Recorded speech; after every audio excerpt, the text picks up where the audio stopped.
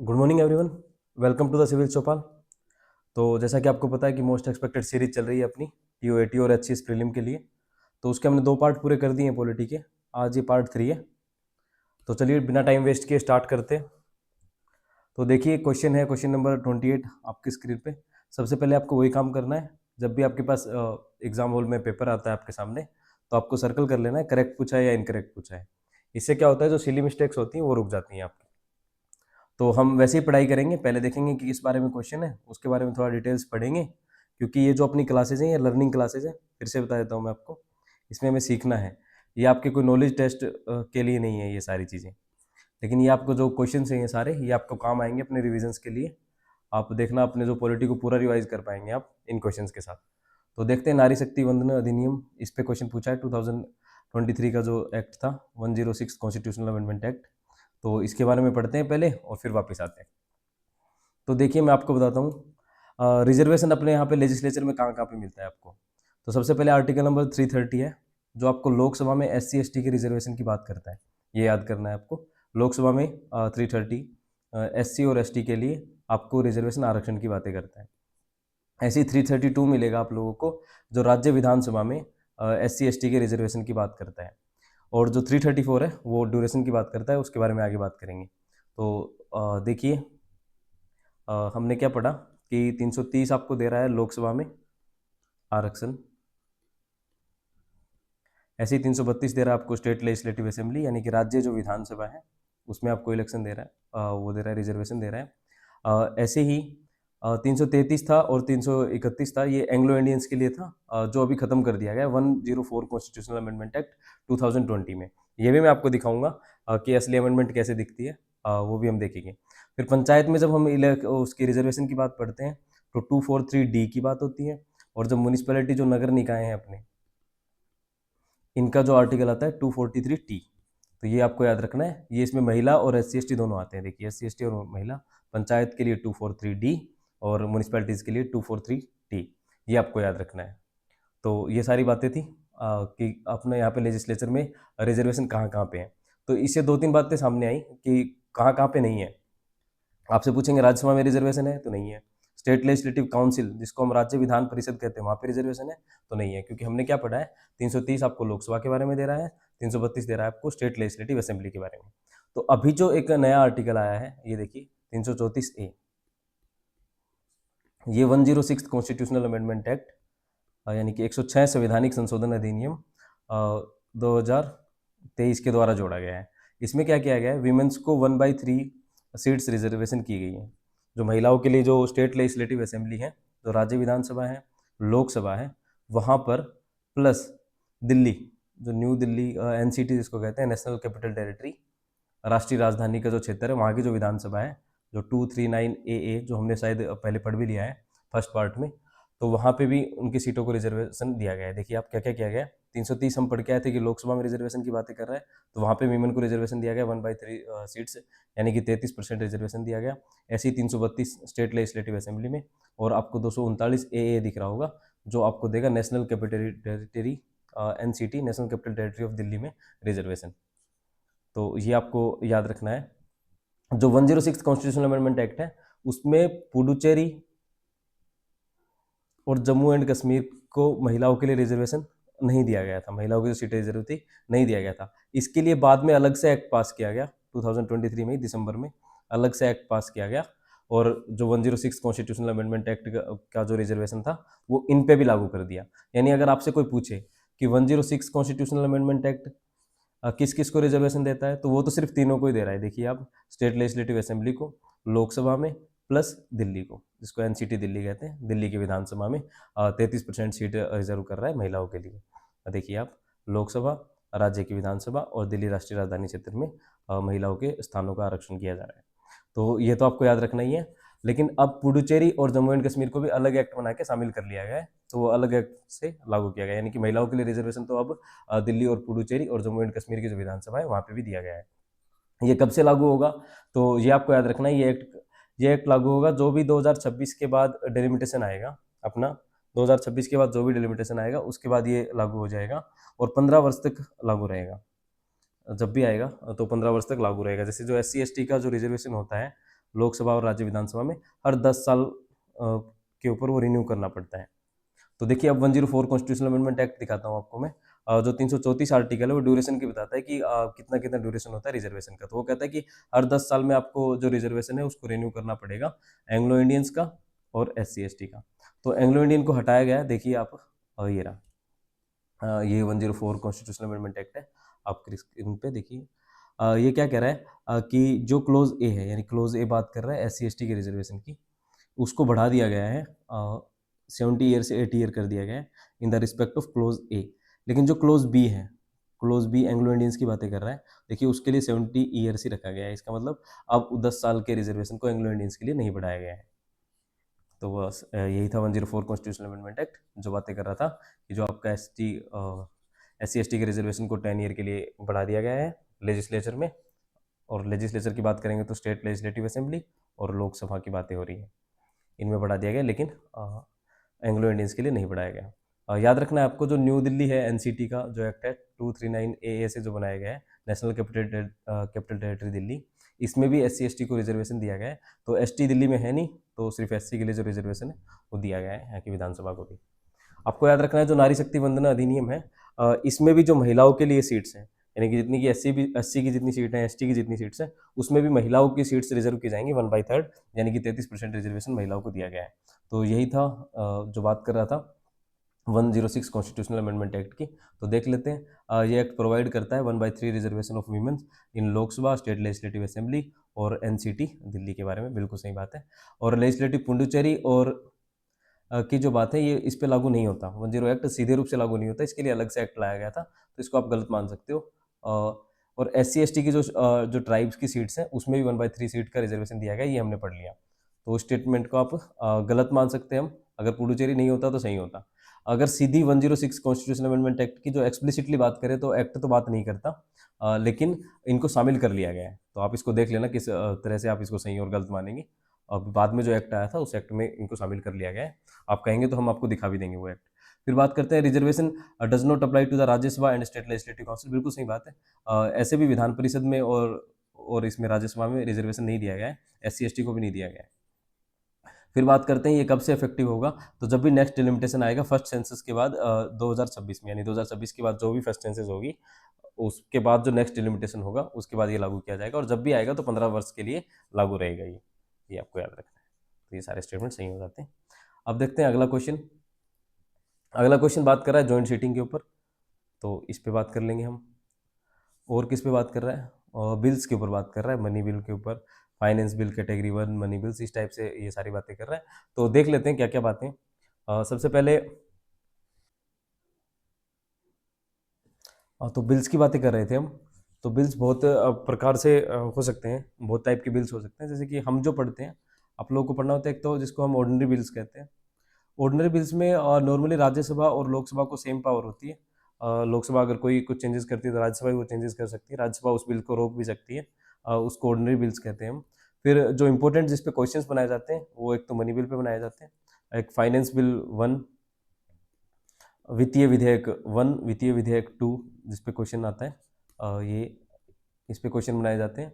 और एक होता है कॉन्स्टिट्यूशनल अमेंडमेंट बिल, यानी कि संविधान संशोधन विधेयक, इन पे क्वेश्चन बनाए जाते हैं। तो सबसे पहले जो मनी बिल्स वाले बात है उनको पढ़ लेते हैं। एक्चुअली जो मनी बिल के बारे में बताया गया है संविधान में, जिसको धन विधेयक कहते हैं हम, उसके लिए एक आर्टिकल बताया गया, आर्टिकल नंबर 110।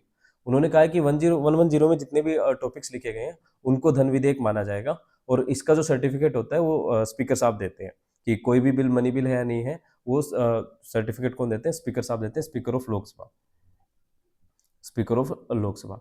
और इसकी जो प्रोसीजर है कि धन विधेयक को कैसे कैसे पास किया जाएगा, ये 109 आर्टिकल बताता है। तो चलिए उसके बारे में बात करते हैं। सबसे पहले ये कि 110 आर्टिकल है ये ना, ये बताता है डेफिनेशन ऑफ मनी बिल। बस ये सीधा कहता है कि इस चैप्टर के लिए बिल उसको मनी बिल माना जाएगा जो भी यहाँ पे बताए गए हैं, जो भी मैटर यहाँ पे बताए गए हैं, यानी one of the flowing matters. इसमें क्या है, इम्पोजिशन है, कोई अबोलिशन है, टैक्स के बारे में जो भी चीज़ें हैं। फिर बोरोइंग ऑफ मनी, यानी कि अगर धन को उधारी ली जाती है, ऋण लिया जाता है, तो उसको भी हम मनी बिल के रूप में मानेंगे। और या फिर custody of consolidated fund of India और कंटिजेंसी फंड ऑफ इंडिया, यानी कि भारत की संचित निधि की कौन कस्टडी करेगा, इसके बारे में अगर कुछ चेंजेस लाए जाते हैं, या फिर आकस्मिक जो निधि है भारत सरकार की, उसमें जो चेंजेस किए जाते हैं, वो भी इस बिल में माने जाएंगे, मनी बिल माने जाएंगे। फिर कह रहा है कि जो भी अप्रोप्रिएशन किया जाएगा, यानी कि विनियोग किया जाएगा, धन निकाला जाएगा consolidated fund of India, Bharat की संचित निधि से, उसको भी मनी बिल माना जाएगा। प्लस किसी को चार्ज एक्सपेंडिचर, जिसको भारित व्यय कहते हैं, भारित व्यय अगर घोषित किया जाता है, चार्ज एक्सपेंडिचर एक्सपेंडिचर घोषित किया जाता है कंसोलिडेटेड सीएफआई पे, तो उसको भी क्या किया जाएगा, मनी बिल माना जाएगा। तो जो चार्ज एक्सपेंडिचर होता है, इसके बारे में आप पढ़ लेना, जैसे राष्ट्रपति की इनकम, वाइस प्रेसिडेंट, स्पीकर की जो इनकम होती है, इसको उसमें चार्ज एक्सपेंडिचर माना जाता है सीएफआई का, इसके बारे में आप पढ़ लेना।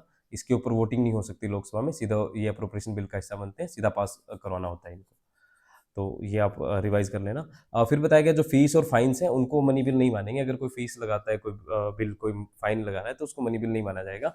और जो भी क्वेश्चन आते हैं बिल के ऊपर मनी बिल है या नहीं, तो जो स्पीकर का डिसीजन होता है वो फाइनल होता है। यानी कि हाउस ऑफ पीपल का स्पीकर बताया गया कि लोकसभा के जो स्पीकर साहब होते हैं वो सर्टिफिकेट देते हैं कि कौन बिल मनी बिल है या नहीं है। तो ये आपको याद रखना है, लोकसभा के स्पीकर की ये जो पावर है, स्पेशल पावर है। फिर 109 जो आर्टिकल है वो प्रोसीजर बताता है कि इस मनी बिल का क्या क्या प्रोसीजर होगा।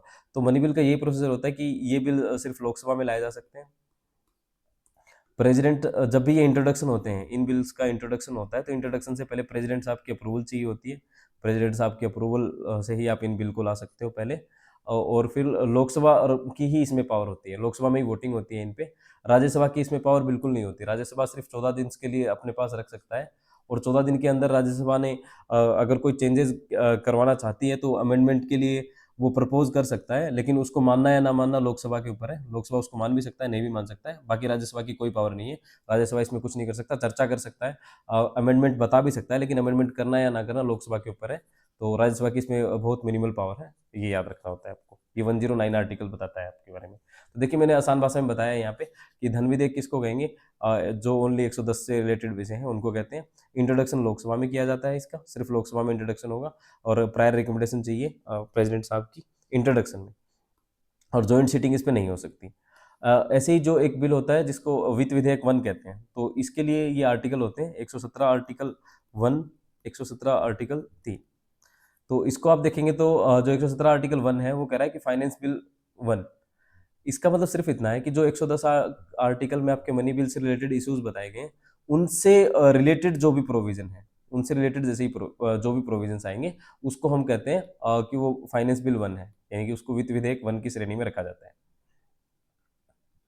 इसके बारे में संविधान कहता है कि जब भी आप ऐसा बिल लाओगे, तो ऐसा बिल लाने से पहले एक तो आपको प्रेसिडेंट साहब की अप्रूवल चाहिए, प्रायर रिकमेंडेशन चाहिए। देखो ये कह रहा है shall not be introduce in the council of state, यानी कि राज्यसभा में नहीं लाया जाता। और रिकमेंडेशन ऑफ प्रेसिडेंट, जब भी इसको लाओगे, आप इंट्रोड्यूस करोगे, तो प्रेसिडेंट साहब की आपको रिकमेंडेशन चाहिए होगी। ये देखिए इंट्रोड्यूस लिखा गया, इंट्रोड्यूस होता है यानी कि आप पेश कर रहे हो, तो पेश करने से पहले ही आपको क्या चाहिए, प्रेसिडेंट ऑफ इंडिया की रिकमेंडेशन चाहिए। प्लस आपको क्या करना है, ये काउंसिल ऑफ स्टेट में नहीं आ सकता, यानी कि ये बिल भी सिर्फ लोकसभा में आएगा। आप ये ऐसे याद रख सकते हो क्योंकि 110 से रिलेटेड है, ये धन विधेयक से रिलेटेड इश्यूज है।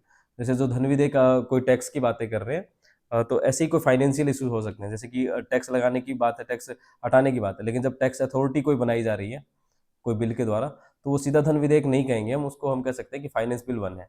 लेकिन और जो सारी पावर है, और जो सारी पावर है वो राज्यसभा की सेम होती है, यानी राज्यसभा इसमें अमेंडमेंट भी कर सकती है, सारे चेंजेस कर सकती है, और इस पर जॉइंट सीटिंग भी हो सकती है। ये बात याद रखना आप। ऐसे ही जो 117 का 3 है, जिसको वित्त विधेयक 2 कहते हैं, फाइनेंस बिल 2 कहते हैं, इसमें ये होता है जो भी एक्सपेंडिचर आप घोषित करते हो, एक्सपेंडिचर जो सीएफआई पे घोषित करते हो, जैसे कोई स्कीम चली आ रही थी, तो उसके लिए अगर आप 5,000 करोड़ रुपए आपको पास करवाने हैं सीएफआई से, कि भाई सीएफआई से हम पैसे निकाल रहे हैं, पैसे निकालने के लिए नहीं है ये, पैसे आप पहले कर रहे हो कि हम इतना खर्चा करेंगे, पहले खर्चा बता रहे हो आप कि 5,000 करोड़ रुपए का खर्चा होगा भारत की संचित निधि से। तो जो ये खर्चा घोषित कर रहे हो, ये जो बिल होता है, इसको हम कहते हैं कि 117(3) का होता है, इसको वित्त विधेयक 2 कहते हैं, इसको वित्त विधेयक 2 कहते हैं। ये देखिए involve expenditure from the consolidated fund of India. तो इसके लिए ये बताया गया कि ये किसी भी पार्लियामेंट के हाउस में आ सकता है, यानी कि ये लोकसभा में भी आ सकता है, हाँ राज्यसभा में भी आ सकता है, बिल्कुल आ सकता है। और राज्यसभा की सेम पावर होती है, फुल पावर होती है इस पे। हाँ, इसमें जरूरी ये है, दो तरह की बातें मैं आपको शायद बता देता हूँ पहले। एक तो होता है इंट्रोडक्शन, कि जब भी आप बिल पेश कर रहे हो किसी भी सदन में, तो उसके इंट्रोडक्शन से पहले ही आपको क्या चाहिए, जैसे रिकमेंडेशन चाहिए प्रेसिडेंट साहब का, तो वो धन विधेयक पे चाहिए होता है, आपको मनी बिल पे चाहिए होता है, प्लस आपको 117 1 पे चाहिए होता है, यानी कि वित्त विधेयक 1 पे चाहिए होता है। लेकिन जो 117 का 3 है, इस पे आपको इंट्रोडक्शन में तो नहीं चाहिए, लेकिन जब भी आप हाउस में ले आए, राज्यसभा में ले आए, लोकसभा में लाए, और जब एक हाउस से पास हो गया, तो पास के वक्त आपको प्रेसिडेंट साहब की रिकमेंडेशन चाहिए, फिर दूसरे हाउस के लिए भी आपको क्या चाहिए, प्रेसिडेंट साहब की रिकमेंडेशन चाहिए, और बाद में तो प्रेसिडेंट साहब के साइन होते ही हैं। देखिए ये कह रहा है कि ऐसे बिल पास नहीं होंगे इधर house of the parliament unless the president has recommended to that house the consideration of bill, यानी कि जब भी कंसिडरेशन होता है इस बिल का, तो उसके पास होने के लिए प्रेसिडेंट साहब की रिकमेंडेशन चाहिए। यहाँ पे इंट्रोड्यूस वर्ड यूज हुआ है, देखिए मैंने हाईलाइट भी किया है, इंट्रोड्यूस वर्ड यूज हुआ है। तो इसको आसान स्लाइड में समझने के लिए आप यहाँ से देख सकते हैं, इस पे ही क्वेश्चन आएगा, ज्यादा गहराई में घुसने की भी जरूरत नहीं है। जो वित्त विधेयक 1 होते हैं, रिलेटेड प्रोविजन होते हैं मनी बिल के, यानी 110 से रिलेटेड ही होते हैं, तो ऐसे बिल सिर्फ लोकसभा में लाए जा सकते हैं। हाँ जी बिल्कुल, लोकसभा में लाए जा सकते हैं, राज्यसभा में नहीं लाए जा सकते। इंट्रोडक्शन के लिए प्रायर रिकमेंडेशन चाहिए, बिल्कुल चाहिए प्रेसिडेंट साहब की। जॉइंट सीटिंग हो सकती है। वित्त विधेयक 2 है, expenditure from consolidated fund of India, यानी कि खर्च किया जा रहा है संचित निधि से, लोकसभा राज्यसभा दोनों में आ सकते हैं। पास से पहले आपको वो चाहिए, रिकमेंडेशन चाहिए, इंट्रोडक्शन में नहीं चाहिए। प्लस याद रखना है कि जॉइंट सीटिंग इस पे भी हो सकती है, जैसे कोई स्कीम के लिए खर्च है, या फिर यहाँ पे कोई टैक्स अथॉरिटी बनाई जा रही है, ये एग्जाम्पल भी दिया गया है। तो इस स्लाइड को आप स्क्रीनशॉट या फिर कुछ भी कर लेना, और देखिए अब यही था जो फर्क था। अब मोटी मोटी बातें हैं, अब मैं आपको जॉइंट सीटिंग के बारे में बता देता हूँ पहले। जॉइंट सीटिंग में आपको याद रखना है कि किस पे नहीं की जाती। तो जॉइंट सीटिंग के लिए मैं हमेशा बताता हूँ सभी को कि जॉइंट सीटिंग आप ऐसे याद मत करो कि किस पे की जाती, किस पे नहीं की जाती, आप ऐसे याद कीजिए कि किस पे नहीं की जाती। तो एक तो मनी बिल पे नहीं की जाती, प्लस एक सीएबी पे नहीं की जाती। सीएबी का मतलब कहते हैं संविधान संशोधन विधेयक पे नहीं की जाती, बाकी सब पे होती है। यानी कि joint seating money bill pay नहीं हो सकती, और जॉइंट सीटिंग सीएबी संविधान संशोधन विधेयक पे नहीं हो सकती, बाकी सब पे हो सकती है। इसका मतलब आप ये याद रख लो कि जॉइंट सीटिंग किस पे नहीं होगी, बाकी सब पे हो सकती है। वो पूछेंगे फाइनेंस बिल 1 पे हो सकती है, हाँ हो सकती है। फाइनेंस बिल 2 पे हो सकती है, हाँ हो सकती है। किसी पे भी हो सकती है, सिर्फ 2 पे नहीं होगी, धन विधेयक पे और संविधान संशोधन विधेयक पे। इससे जो अलग के बिल आते हैं उसको कहते हैं हम कॉन्स्टिट्यूशनल अमेंडमेंट बिल। ये क्या कह रहा है, ये भी रोज राज्यसभा लोकसभा किसी में भी लाया जा सकता है। और जो एक आर्टिकल नंबर 368 है संविधान का, वो इसके बारे में बताता है कि पार्लियामेंट को पावर होगी, ये हम पहले भी कर चुके हैं इसके बारे में चर्चा, कि पार्लियामेंट के पास पावर होती है कि वो अमेंड कर सकती है किसी भी पार्ट को, संविधान के किसी भी पार्ट को अमेंड कर सकती है। आर्टिकल 368 ये पावर दे रहा है, और ये सिर्फ पार्लियामेंट की पावर होती है, स्टेट लेजिस्लेटिव असेंबली की पावर नहीं होती। इसमें ऐसा नहीं है कि लोकसभा को ज़्यादा पावर है, राज्यसभा को ज़्यादा पावर है, इसमें सेम पावर होती है। एडिशन, पार्लियामेंट एडिशन कर सकती है, कुछ जोड़ सकती है, वेरिएशन कुछ चेंजेस कर सकती है, कुछ हटा भी सकती है, ये पावर होती है। ये क्यों लिखा है यहाँ पे, क्योंकि इस पे क्वेश्चन पूछा था कि आर्टिकल 368 के द्वारा, सिविल सर्विस में आया था ये क्वेश्चन कि 368 में क्या क्या किया जा सकता है पार्लियामेंट के द्वारा। तो एडिशन भी कर सकती है, कुछ जोड़ भी सकती है, वेरिएशन भी कर सकती है, रिपील भी कर सकती है। इसमें बहुत सारी मेजोरिटी बताई होती है, जैसे 2 मेजोरिटी बताई गई है कि टोटल मेंबर की majority plus 2/3 of present and voting की मेजोरिटी से बिल पास करवाया जाता है। और एक और हार्ड वाली मेजोरिटी होती है जिसमें स्टेट लेजिस्लेचर जितने होते हैं, राज्य विधानसभा होती है, उसकी भी सिंपल मेजोरिटी से पास करवाना होता है। तो वो आप अपनी जो भी बुक है रिवीजन कर लेना उससे। तो आपको क्या याद रखना है कि राज्यसभा लोकसभा दोनों में लाया जा सकता है, राज्यसभा की फुल पावर होती है, और स्टेट लेजिस्लेटिव असेंबली में ऐसे बिल नहीं लाए जा सकते। तो आर्टिकल 368 को देखेंगे तो आपको एक बात याद रखनी है कि प्रेसिडेंट साहब को इस पे कोई वीटो नहीं होती, प्रेसिडेंट साहब को इस पे साइन करने ही होते हैं। प्रेसिडेंट साहब ना तो इसको लौटा सकते हैं, ना इसको रोक सकते हैं, प्रेसिडेंट साहब कुछ नहीं कर सकते, प्रेसिडेंट साहब को इस पे साइन करना ही होगा। तो ये जो बात है ये किस अमेंडमेंट में जोड़ी गई, ये आप मुझे बता देना या फिर मैं बता देता हूँ। 24 कॉन्स्टिट्यूशनल अमेंडमेंट एक्ट 1971 में जोड़ी गई। देखिए मैंने हाईलाइट भी किया है इसके लिए, परिवर्धन, परिवर्तन और निरसन, यानी कि यहाँ पे देखेंगे तो हम एडिशन किया जा सकता है, वेरिएशन किया जा सकता है, रिपील किया जा सकता है, power of parliament to amend the constitution, किसी भी पार्ट को। फिर देखिए यहाँ पे मेजोरिटी बताई गई है, और जब भी ये प्रेसिडेंट साहब के पास जाएंगे, who shall give his assent, देखिए आप इसको पढ़िए, who shall give his assent, यानी कि अपनी अनुमति देगा, अनुमति देंगे। देखिए वो राष्ट्रपति के समक्ष प्रस्तुत किया जाएगा, और जो विधेयक को अपनी अनुमति देगा, इसमें कुछ नहीं है अनुमति को रोकेंगे ना रोकेंगे, कुछ नहीं कर सकते, उनको अनुमति देनी ही पड़ेगी। जब हम प्रेसिडेंट वीटो की बात करते हैं तो आर्टिकल 111 को पढ़ना होता है आपको, आप उसको देख लीजिएगा कि प्रेसिडेंट साहब और बिल्स पे क्या क्या कर सकते हैं। इसमें भी कुछ नहीं है कि एक तो मनी बिल को लौटा नहीं सकते हैं, मनी बिल को लौटा नहीं सकते। अब कॉन्स्टिट्यूशनल अमेंडमेंट बिल हमने पढ़ ही लिया, इस पे क्या कर सकते हैं, इस पे साइन करना ही पड़ेगा और कुछ नहीं कर सकते। बाकी सारे बिल्स हैं उनको विद होल्ड कर सकते हैं थोड़े टाइम के लिए, विद होल्ड कहते हैं इसको, रोक सकते हैं, पॉकेट विटो और ये सारी बातें आती हैं, इनको आप अपने नोट्स को रिवाइज कर लेना। तो कॉन्स्टिट्यूशनल अमेंडमेंट एक्ट देख लिया हमने, तो आपको याद रखना है कि किस अमेंडमेंट में ये किया था कि राष्ट्रपति साहब को साइन करने ही पड़ेंगे, 24 कॉन्स्टिट्यूशनल अमेंडमेंट एक्ट 1971। अब जॉइंट सीटिंग की बात है, जॉइंट सीटिंग आपको यही याद रखना है किस बिल पे नहीं होती, मनी बिल पे नहीं होती और कॉन्स्टिट्यूशनल अमेंडमेंट बिल पे नहीं होती। और याद रखना जॉइंट सीटिंग से जो बातें हैं वो किसमें बताई गई, आर्टिकल नंबर 108 में बताई गई है। इसमें बताया गया है कि एक तो 108 है, एक 118 भी है। इसमें बताया गया है कि प्रेसिडेंट साहब जॉइंट सीटिंग के नियम बनाएंगे, जो रूल बनाएंगे वो कौन बनाएंगे, प्रेसिडेंट साहब बनाएंगे। और वो किससे से चर्चा करेंगे रूल बनाते हुए, तो एक तो chairman of Rajya Sabha plus speaker of Lok Sabha से चर्चा करेंगे। आपको याद रखना है कि जब भी हाउसेज में कन्फ्लिक्ट हो जाते हैं, आर्टिकल 108 कहता है कि जब भी हाउसेज में कन्फ्लिक्ट हो जाते हैं राज्यसभा लोकसभा के बीच में बिल्स के ऊपर, तो आपको क्या करना पड़ता है, तो प्रेसिडेंट साहब जॉइंट सीटिंग बुला सकते हैं। और रूल्स किसके अकॉर्डिंग चलेंगे, तो लोकसभा के जो रूल्स होते हैं उसके अकॉर्डिंग सदन चलाया जाएगा और सिंपल मेजोरिटी से इसमें निर्णय लिए जाते हैं, आपको ये याद रखना है। और जो इसको हेड करेंगे, जो इस जॉइंट सीटिंग को हेड करते हैं, वो भी स्पीकर ऑफ लोकसभा करते हैं। तो ये सारी बातें आपको याद रखनी है। तो कुछ देख लेते हैं, रह तो नहीं गया, कुछ नहीं रहा, आप इसको याद कर लेना। अब देखते हैं क्वेश्चन नंबर 30 आपकी स्क्रीन पे। एक तो 249 आर्टिकल के ऊपर है और फिर किसके ऊपर बातें हैं यहाँ पे, रिमूवल ऑफ वाइस प्रेसिडेंट की ऊपर बातें हैं यहाँ पे, राज्यसभा की एक्सक्लूसिव पावर की बात हो रही है, 12 मेंबर जो नॉमिनेट किए जाते हैं उनकी बातें हो रही हैं और मनी बिल की बातें हो रही हैं। तो मनी बिल पे तो हम बातें कर चुके हैं कि मनी बिल आर्टिकल 110 से रिलेटेड होते हैं, 110 से।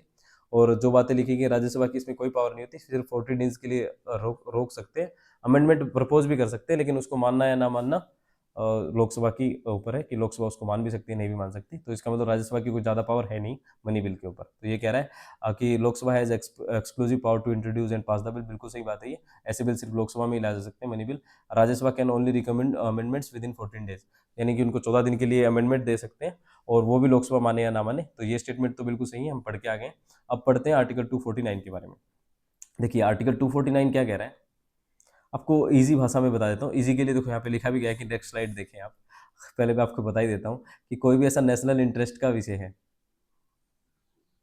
कोई भी राष्ट्रीय महत्व का विषय है, तो राज्यसभा की ये एक्सक्लूसिव पावर होती है, ये पावर लोकसभा को नहीं है। राज्यसभा की एक्सक्लूसिव पावर होती है कि वो 2/3 of majority, 2/3 of member present and voting की मेजोरिटी से, यानी 2/3 ऑफ प्रेजेंट एंड वोटिंग। ये प्रेजेंट एंड वोटिंग याद रखना, ये टोटल मेंबरशिप का 2/3 नहीं है, प्रेजेंट एंड वोटिंग का, यानी कि जितने लोग वोट डाल रहे हैं और आए हुए हैं उनका 2/3 से क्या कर सकते हो, किसी भी जो स्टेट लिस्ट का विषय है। जैसे कि आर्टिकल नंबर, कोई खाली पेज दिखेगा तो यहाँ पे समझाता हूँ मैं आपको। आर्टिकल नंबर 246 कहता है कि 3 लिस्ट है। यूनियन लिस्ट पे कानून बनाने की पावर किसको है, सेंट्रल गवर्नमेंट को, जिसको हम यूनियन गवर्नमेंट कहते हैं, संघीय सरकार कहते हैं। स्टेट लिस्ट पे जो पावर, कानून बनाने की जो पावर है, ये राज्य विधानसभा को है, स्टेट लेजिस्लेटिव असेंबली को है, या फिर स्टेट लेजिस्लेटिव काउंसिल, और दोनों को मिला के। और बाकी जो कंकरेंट लिस्ट हो गई, जिसको हम कहते हैं समवर्ती सूची, इस पे कानून बनाने की पावर सेंट्रल गवर्नमेंट की भी है, यूनियन गवर्नमेंट की भी है, और राज्य विधानसभा है उनकी भी है। तो जो स्टेट लिस्ट है, इस पे पावर, कानून बनाने की पावर है तो किसकी, स्टेट की, यानी कि राज्य इस पे कानून बनाएगा। लेकिन राज्यसभा आर्टिकल 249 का प्रयोग करके क्या कर सकती है, किसी स्टेट लिस्ट के टॉपिक को, यानी है तो टॉपिक स्टेट लिस्ट का, और लेकिन उस पे उसको नेशनल इम्पोर्टेंस का अगर वो होता है, तो उसको घोषित कर सकती है कि इस पे अब पार्लियामेंट कानून बनाएगी। देखो, यूनियन लिस्ट पे कानून बनाने की पावर किसकी है, पार्लियामेंट की है। लेकिन जो ये पावर है, थी तो स्टेट लिस्ट की, स्टेट लिस्ट पे कानून बनाने की पावर थी स्टेट की। लेकिन स्टेट के किसी टॉपिक पे अब पार्लियामेंट कानून बना देगी, जब राज्यसभा आर्टिकल 249 का प्रयोग करके एक ऐसा प्रस्ताव पास कर देंगे कि ये जो विषय है स्टेट लिस्ट का, ये नेशनल इंपॉर्टेंस का, राष्ट्रीय महत्व का है। तो ये आपको याद रखना है। देखिए राज्यसभा क्या कर सकती है, 2/3 मेजोरिटी ऑफ, टोटल मेंबर्स नहीं आएगा यहाँ पे, ये टोटल मेंबर गलत है, मैं इसको करेक्ट करके दे दूंगा, 2/3 आएगा इसका, 2/3 of present and voting. Present and voting से क्या करवा सकते हैं, बिल पास करके 1 साल के लिए किसी भी स्टेट लिस्ट के टॉपिक को, किसी भी स्टेट लिस्ट के टॉपिक को नेशनल इंपॉर्टेंस का घोषित करके उस पर कानून बनाने की जो शक्ति है वो पार्लियामेंट को दे सकते हैं। देखिए ये बात याद रखिए आप, रिजोल्यूशन अलग है, जो भी रिजोल्यूशन होगा, कि जैसे कि कोई भी विषय था, जैसे पुलिस स्टेट लिस्ट का विषय है, तो अब किसी भी स्टेट के लिए पुलिस को नेशनल इंपॉर्टेंस का घोषित करके अगर राज्यसभा बिल पास कर देती है, तो पुलिस पे पार्लियामेंट कानून बना लेगी। लेकिन वो रिजोल्यूशन है कि 1 साल के लिए आप कानून बना सकते हो, ऐसा रेजोल्यूशन 1 साल के लिए रहेगा। तो फिर पार्लियामेंट कानून बनाएगी, और जो पार्लियामेंट कानून बनाएगी वो पार्लियामेंट फिर वैसे ही कानून बनाएगी, उसमें लोकसभा राज्यसभा दोनों होंगे।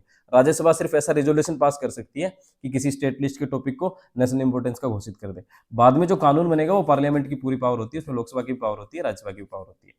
तो ऐसा जो प्रस्ताव होगा 1 ईयर के लिए वैलिड रहेगा, और ये बार बार करके कितना ही बढ़ाया जा सकता है, जैसे 1 ईयर के लिए है और फिर अगले साल फिर राज्यसभा ऐसा प्रस्ताव करके 1 ईयर के लिए फिर घोषित कर सकती है, फिर 1 ईयर करके कितना भी एक्सटेंड किया जा सकता है। लेकिन आपको एक बात याद रखनी है कि जब भी रेजोल्यूशन खत्म हो गया, जैसे कि आज अगर रेजोल्यूशन खत्म हो गया अक्टूबर में, तो इसके 6 मंथ बाद, जैसे आज अक्टूबर में रेजोल्यूशन खत्म हुआ है, तो ये 6 मंथ तक, यानी कि जो कानून बनाया गया है इस रेजोल्यूशन के बेस पे, वो सिर्फ 6 मंथ तक ही वैलिड रहेगा, उसके बाद वैलिड नहीं रहेगा। ये इंपॉर्टेंट है, ये आप याद रख लेना कि जब भी जो 1 ईयर का जो रेजोल्यूशन का जो टाइम था वो अगर खत्म हो जाता है, तो जो कानून बनाया गया था वो 6 मंथ की वैलिडिटी होती है, 6 मंथ तक ही जीवित रह पाएगा, उसके बाद खुद ब खुद खत्म हो जाएगा। ये इंपॉर्टेंट है। एक आर्टिकल 312 की पावर होती है सेम मेजोरिटी से 2/3 ऑफ प्रेजेंट एंड वोटिंग से राज्यसभा किसी भी ऑल इंडिया सर्विस को गठन कर सकती है। ये भी राज्यसभा की एक्सक्लूसिव पावर है, इस पर लोकसभा की कोई पावर नहीं है।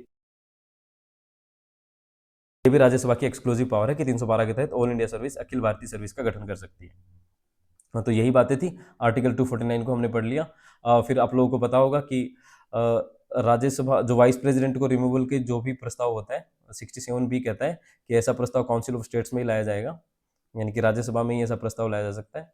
और इसमें राज्यसभा में आपको ऑल देन मेंबर से इसको पास करवाना पड़ेगा, यानी जिसको इफेक्टिव मेजोरिटी कहते हैं, वैकेंसीज को माइनस करके। ये शायद हमने चर्चा कर ली, इसलिए मैं यहाँ पे कम बता रहा हूँ। तो ये भी है कि वाइस प्रेसिडेंट को रिमूवल की पावर है, और ये भी सिर्फ ये इसकी राज्यसभा की एक्सक्लूसिव पावर है। प्लस कह रहे हैं कि 12 मेंबर जो नॉमिनेट होते हैं वो भी राज्यसभा में ही होते हैं। तो 4 बेस पे जो मेंबर, सिर्फ 4 बेसिस पे ही प्रेसिडेंट साहब क्या करते हैं, नॉमिनेट कर सकते हैं 12 मेंबर्स को, यहाँ पे 12 मेंबर्स को। तो वो 4 बेस आप मुझे कमेंट करके बताना, मैंने एक वीडियो में पहले बता दिया आपको। तो देखिए क्या कह रहा है आर्टिकल 249 में, Rajya Sabha has power to authorise parliament, parliament को ऑथराइज दे सकती है to legislate on the state list. सही बात है। To passing a resolution supported by at least 2/3 of member present and voting, बिल्कुल सही बात है ये। और राज्यसभा के पास एक्सक्लूसिव पावर है रिमूवल ऑफ वाइस प्रेसिडेंट के जो प्रस्ताव पहले वहीं पे आएगा, लेकिन इसमें एग्रीड टू लोकसभा होता है। इसका मतलब लोकसभा के पास भी जाता है ऐसा प्रस्ताव वाइस प्रेसिडेंट को रिमूवल करने का, लेकिन वो सिर्फ सिंपल मेजोरिटी से उसको पास करती है। फिर बात आती है 12 मेंबर जो नॉमिनेट होते हैं वो भी राज्यसभा की एक्सक्लूसिव पावर है, और यहाँ पे मनी बिल की कोई राज्यसभा पे एक्सक्लूसिव पावर होती नहीं। तो सारे करेक्ट है, D is the right answer. अब देखते हैं आगे, question number 31। Question number 31 budget के ऊपर है। तो बजट के बारे में वैसे बातें तो मुझे बहुत करनी थी, लेकिन अब ये सीरीज थोड़ी मोस्ट एक्सपेक्टेड है, तो इस पर कम बातें करके चलते हैं आगे। तो बजट एक तो कहीं पे भी वर्ड संविधान में कहीं पे नहीं लिखा गया है, इसकी जगह एनुअल फाइनेंशियल स्टेटमेंट एक वर्ड यूज किया गया है, एनुअल फाइनेंशियल स्टेटमेंट, जिसको कहते हैं वार्षिक वित्तीय विवरण। आर्टिकल 112 के तहत वार्षिक वित्तीय विवरण का चर्चा होती है कि प्रेसिडेंट साहब क्या करते हैं, सदन में, हाउसेज में, जो पार्लियामेंट है, पार्लियामेंट के हाउसेज में बजट पेश करती हैं, और बजट पेश करते हैं उनके बिहाफ पे, कई बार फाइनेंस मिनिस्टर करते हैं उनके बिहाफ पे। तो होता यही है कि प्रेसिडेंट साहब के बिहाफ पे फाइनेंस मिनिस्टर कर रहे हैं। तो उसकी क्रोनोलॉजी पूछी गई कि कैसे कैसे होता है सारी चीज़ें। तो देखिए बजट वर्ड संविधान में कहीं पे नहीं लिखा गया है। आर्टिकल 112 में एनुअल फाइनेंशियल स्टेटमेंट का वर्णन मिलता है। फिर बात आती है इंटरिम बजट की। इंटरिम बजट क्या होता है? इंटरिम बजट एक तो संवैधानिक नहीं है, संविधान में कहीं पे नहीं लिखा गया है। इंटरिम बजट क्या होता है, जब भी इलेक्शन ईयर होता है, तो जैसे अपने यहाँ पे थोड़े टाइम के लिए, जैसे अक्टूबर में इलेक्शन हो रहे हैं, सोच के देखिए अगर लोकसभा का इलेक्शन अक्टूबर में हो रहा है, तो जो बजट आएगा, जैसे कि 2025 की बात करें, तो 2025 की 1 फरवरी 2025 को जो बजट आया, और अक्टूबर में इलेक्शन हो रहे हैं, सोच के देखिए कि अक्टूबर 2025 को, सिर्फ एग्जांपल है, अक्टूबर 2025 के अगर इलेक्शन हो रहे हैं, तो ये जो थोड़े टाइम के लिए जो खर्चा है, बस उसके लिए ये अंतरिम बजट लाया जाता है इलेक्शन ईयर के दौरान। यानी कि इलेक्शन ईयर के दौरान जो टाइम पीरियड है, जो थोड़े टाइम पीरियड के लिए बजट लाया जाता है। और इंटरिम बजट का एक बात होती है कि ये फुल बजट की तरह ही होता है, फुल बजट की तरह ही होता है, और इसमें ऐसे नहीं होता कि सिर्फ एक साइड है, एक्सपेंडिचर साइड है या फिर रेवेन्यू साइड, नहीं, इसमें सारी साइड होती है, फुल बजट की तरह ही होता है ये। बस ये इलेक्शन ईयर के दौरान थोड़े टाइम पीरियड के लिए लाया जाता है, ये आपको याद रखना है। लेकिन एक चीज़ और होती है जिसको वोट ऑन अकाउंट कहते हैं, हिंदी में ही वोट ऑन अकाउंट, इसको अंतरिम बजट कहते हैं, इसको वोट ऑन अकाउंट ही कहते हैं। ये कॉन्स्टिट्यूशन है, आर्टिकल नंबर 116 इसके बारे में बताता है। अभी इसकी नीड खत्म हुई है, ये कॉन्स्टिट्यूशन है, ये याद रखना है। अभी इसकी नीड कैसे खत्म हुई है, इसके बारे में थोड़ा चर्चा कर लेते हैं। देखिए अपना जो फाइनेंशियल ईयर है, खाली पेज यहाँ पे है, देखिए, तो अपना जो फाइनेंशियल ईयर है वो 1 अप्रैल से शुरू होता है और 31 मार्च तक रहता है। तो पहले क्या होता था, 28 फरवरी को बजट पास किया जाता था। तो जब 28 फरवरी को बजट पास किया जाता था, तो उसको पास होते-होते अप्रैल से ज़्यादा टाइम बीत जाता था। यानी कि कई बार मई तक आ जाता था, मई, जून तक। तो उससे क्या हो रहा था, 1 अप्रैल से तो नया फाइनेंशियल ईयर शुरू हो रहा है, लेकिन बजट पास मई, जून में हो रहा है, मई या जून में। तो इस बीच का जो खर्चा होता था, उसके निकालने के लिए वोट ऑन अकाउंट होता था। कि सिर्फ 1 महीने के खर्च के लिए। तो इसमें कोई स्पेशल प्रोसीजर नहीं होता था, लोकसभा से सीधा बिल पास करवा लिया जाता था पैसे खर्च करने के लिए, थोड़ा ऑपरेशनल कॉस्ट के लिए, जो भी बजट चलाया जा रहा है, मिनिस्ट्री चलाई जा रही है, उसके लिए। तो ये सिर्फ एक्सपेंडिचर साइड को दिखाता था, यानी कि जो खर्च है सरकार के, बस उस साइड को दर्शाता था। जैसे अंतरिम बजट में खर्च और जो कमाई है, वो सारी चीज़ें दिखाई जाती हैं, फुल बजट की तरह होता है अंतरिम बजट। लेकिन वोट ऑन अकाउंट सिर्फ खर्च के लिए होता था, कुछ महीनों के खर्च के लिए। लेकिन अब इसकी ज़रूरत इसलिए नहीं है, क्योंकि 28 फरवरी के डेट को बदल के अभी 1 फरवरी कर दिया गया है। तो 1 फरवरी को जो बजट आ रहा है, वो पास हो जाता है 1 अप्रैल से पहले, आराम से 1 अप्रैल तक पास हो जाता है, तो इसलिए अभी इसकी ज़रूरत पड़ती नहीं है। देखिए यही बताया गया, फाइनेंशियल ईयर ये है, पहले 28 फरवरी था, अब 1 फरवरी है, तो अब इसकी ज़रूरत नहीं पड़ती। शायद आप समझ गए होंगे। फिर बात कर लेते हैं कि बजट की प्रोसीजर क्या-क्या होती है। तो बजट की प्रोसीजर के लिए आप यहाँ पे देखो, मैंने आज बहुत सारी चीज़ें लिख के लाया हूँ ताकि टाइम कम लगे। पहले बजट स्पीच होती है, फाइनेंस मिनिस्टर साहब बजट स्पीच देते हैं, और बजट आपको याद रखना होता है कि दोनों हाउसेज़ में रखवाया जाता है। ये सारी चीज़ें होती लोकसभा में, क्योंकि इसको फाइनेंस बिल और ये मनी बिल की तरह इसमें सारी चीज़ें होती हैं, धन निकाला जा रहा है। लेकिन जो ये बिल है, राज्यसभा जो बजट होता है अपना, वो राज्यसभा में भी लाया जाता है। दोनों सदनों में पेश किया जाता है, ये याद रखना होता है आपको। ठीक है? बजट स्पीच आती है, पहले बजट स्पीच दी जाती है फाइनेंस मिनिस्टर के द्वारा, फिर उस पे जनरल डिस्कशन होता है 4-5 दिन, और जब जनरल डिस्कशन के बाद क्या होता है कि हाउस अर्जेंट हो जाता है, हाउस स्थगित हो जाता है। हाउस स्थगन के बाद क्या होता है, हाउस स्थगन जब रहता है, स्थगन यानी कि हाउस अर्जेंट है, उस वक़्त तक डीआरएससी एक चीज़ होती है, डिपार्टमेंटल रिलेटेड स्टैंडिंग कमिटी जिसको कहते हैं, departmental departmental related standing committee. ये कब आया? ये 1991 के जो एलपीजी रिफॉर्म थे, उसके बाद 1993 में आए थे। तो पहले ये 17 थी, अभी ये 24 हो गई हैं, लोकसभा में 16 है और राज्यसभा में 8 है।